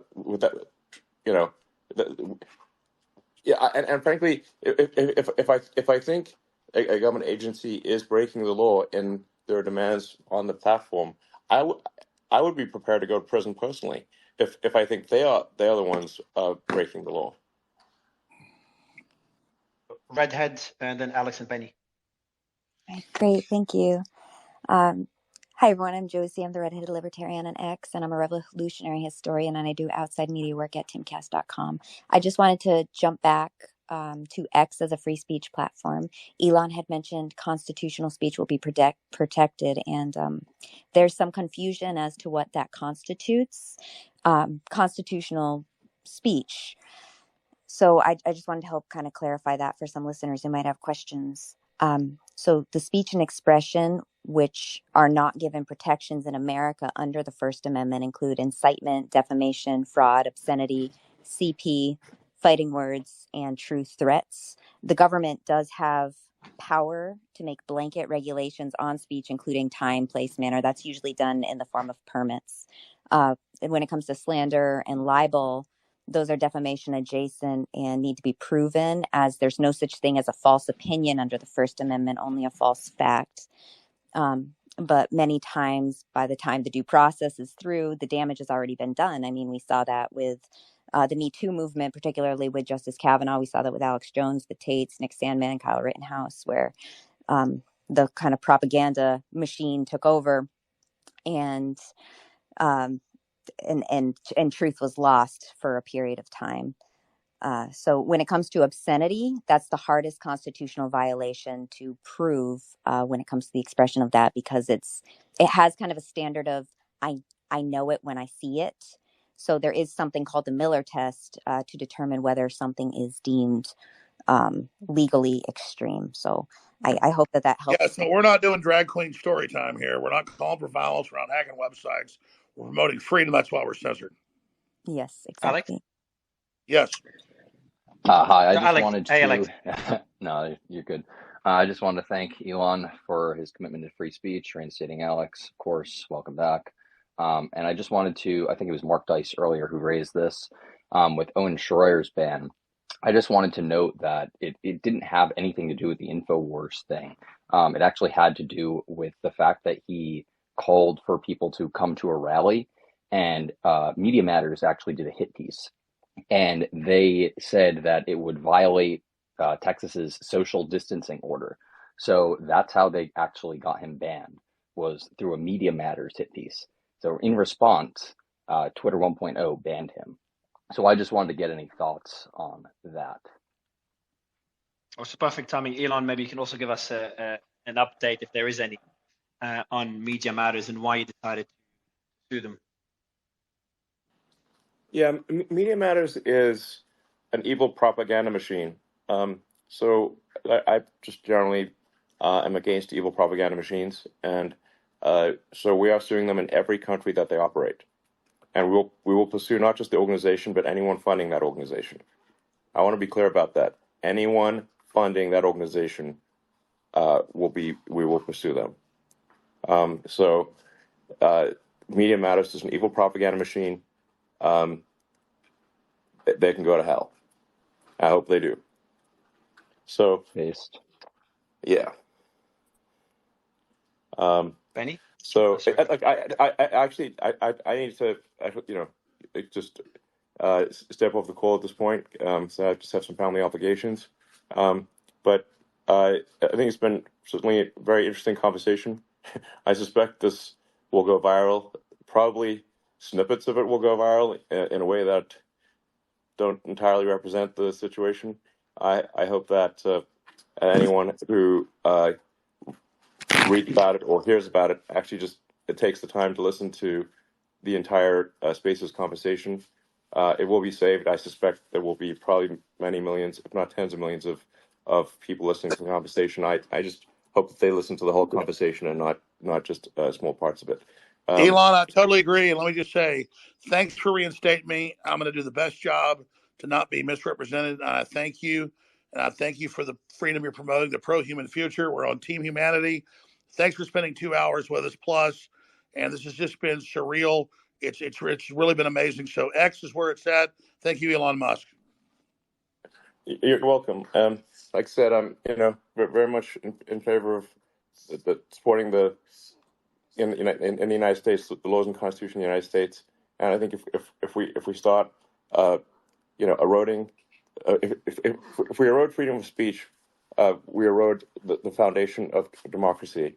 the bedrock of democracy is freedom of speech, and we must do everything we possibly can to protect that. Thank you. Well, thank you, Elon, for all the time, and I want to thank this whole crew. I'm going to be posting a lot of stuff at Real Alex Jones on Twitter. People should follow us there. And this has been the most epic interview ever. I love this new Spaces system, and it's just good to have my identity back, so I actually say what I actually said versus him misrepresenting. I'm not perfect, but God bless you all, and I really appreciate Elon Musk and everybody else that is promoting free speech. That says we don't have free speech, we have nothing. Appreciate it, Alex. And Benny, maybe you can give us a final word. I know you've been waiting for a while. Good to have you, man. Oh, hey. Hi, how are you doing, guys? Big kudos, Elon. Thank you so very much for creating this space and obviously for believing in principle more than money. Jack Swagger jacked my question. I was going to ask about 2024 election integrity and government interference. So instead, I'll ask about Bob Iger. When you told Bob Iger to go fuck himself a couple times, Are you asking Elon? Yes. Yeah, he's jumped off. So I was going to give you the final word to wrap up the space. Yeah, he's jumped off. And Alex is jumping off as well. Well, I mean, that was the moment globalists got their back broken when we stopped giving into their intimidation and their blackmail. Go fuck yourself, New World Order. I was going to ask. I didn't know. You just missed it. But to give you an idea of the space that we started off with Alex, I messaged Elon to jump on. He did. Then we had the Tate brothers come on. Matt Gates, obviously. Vivek, everybody. This is the most incredible thing ever. I was trying to be patient, and I was trying to be patient. I appreciate it, man. I appreciate it, man. That was good to have you. Just like Patrick Bet David, I'm here with my kids. So unlike Vivek, I'm not going to piss live on this, but you might hear a crying baby. All right, good to have you, man. Good to have everyone. Alex, your final thoughts on the space, man? It was pretty epic comeback to X. I don't think it's pretty epic. It's way better than Alex Jones. It's humanity deciding. For our free speech is paramount. Those that try to not have us free speech are our enemies. We need to actually hear what we actually say instead of what we're told somebody said. Elon Musk is doing a superlative job. To everybody that helped get me back on X and this whole thing, this is historic. But the deep state, the empire is going to strike back. So I'll see everybody at Infowars.com/show, band.video. We'll see you at Real Alex Jones on X. We're going to hear what I actually say versus what they claim I say, because you're adults. You deserve to actually hear what people are saying versus what they're told you're saying. So that's why this is so incredibly epic. So God bless you all and good luck. I'll see you at Real Alex Jones on Twitter. Please follow us there. Thanks a lot, everyone. We appreciate it.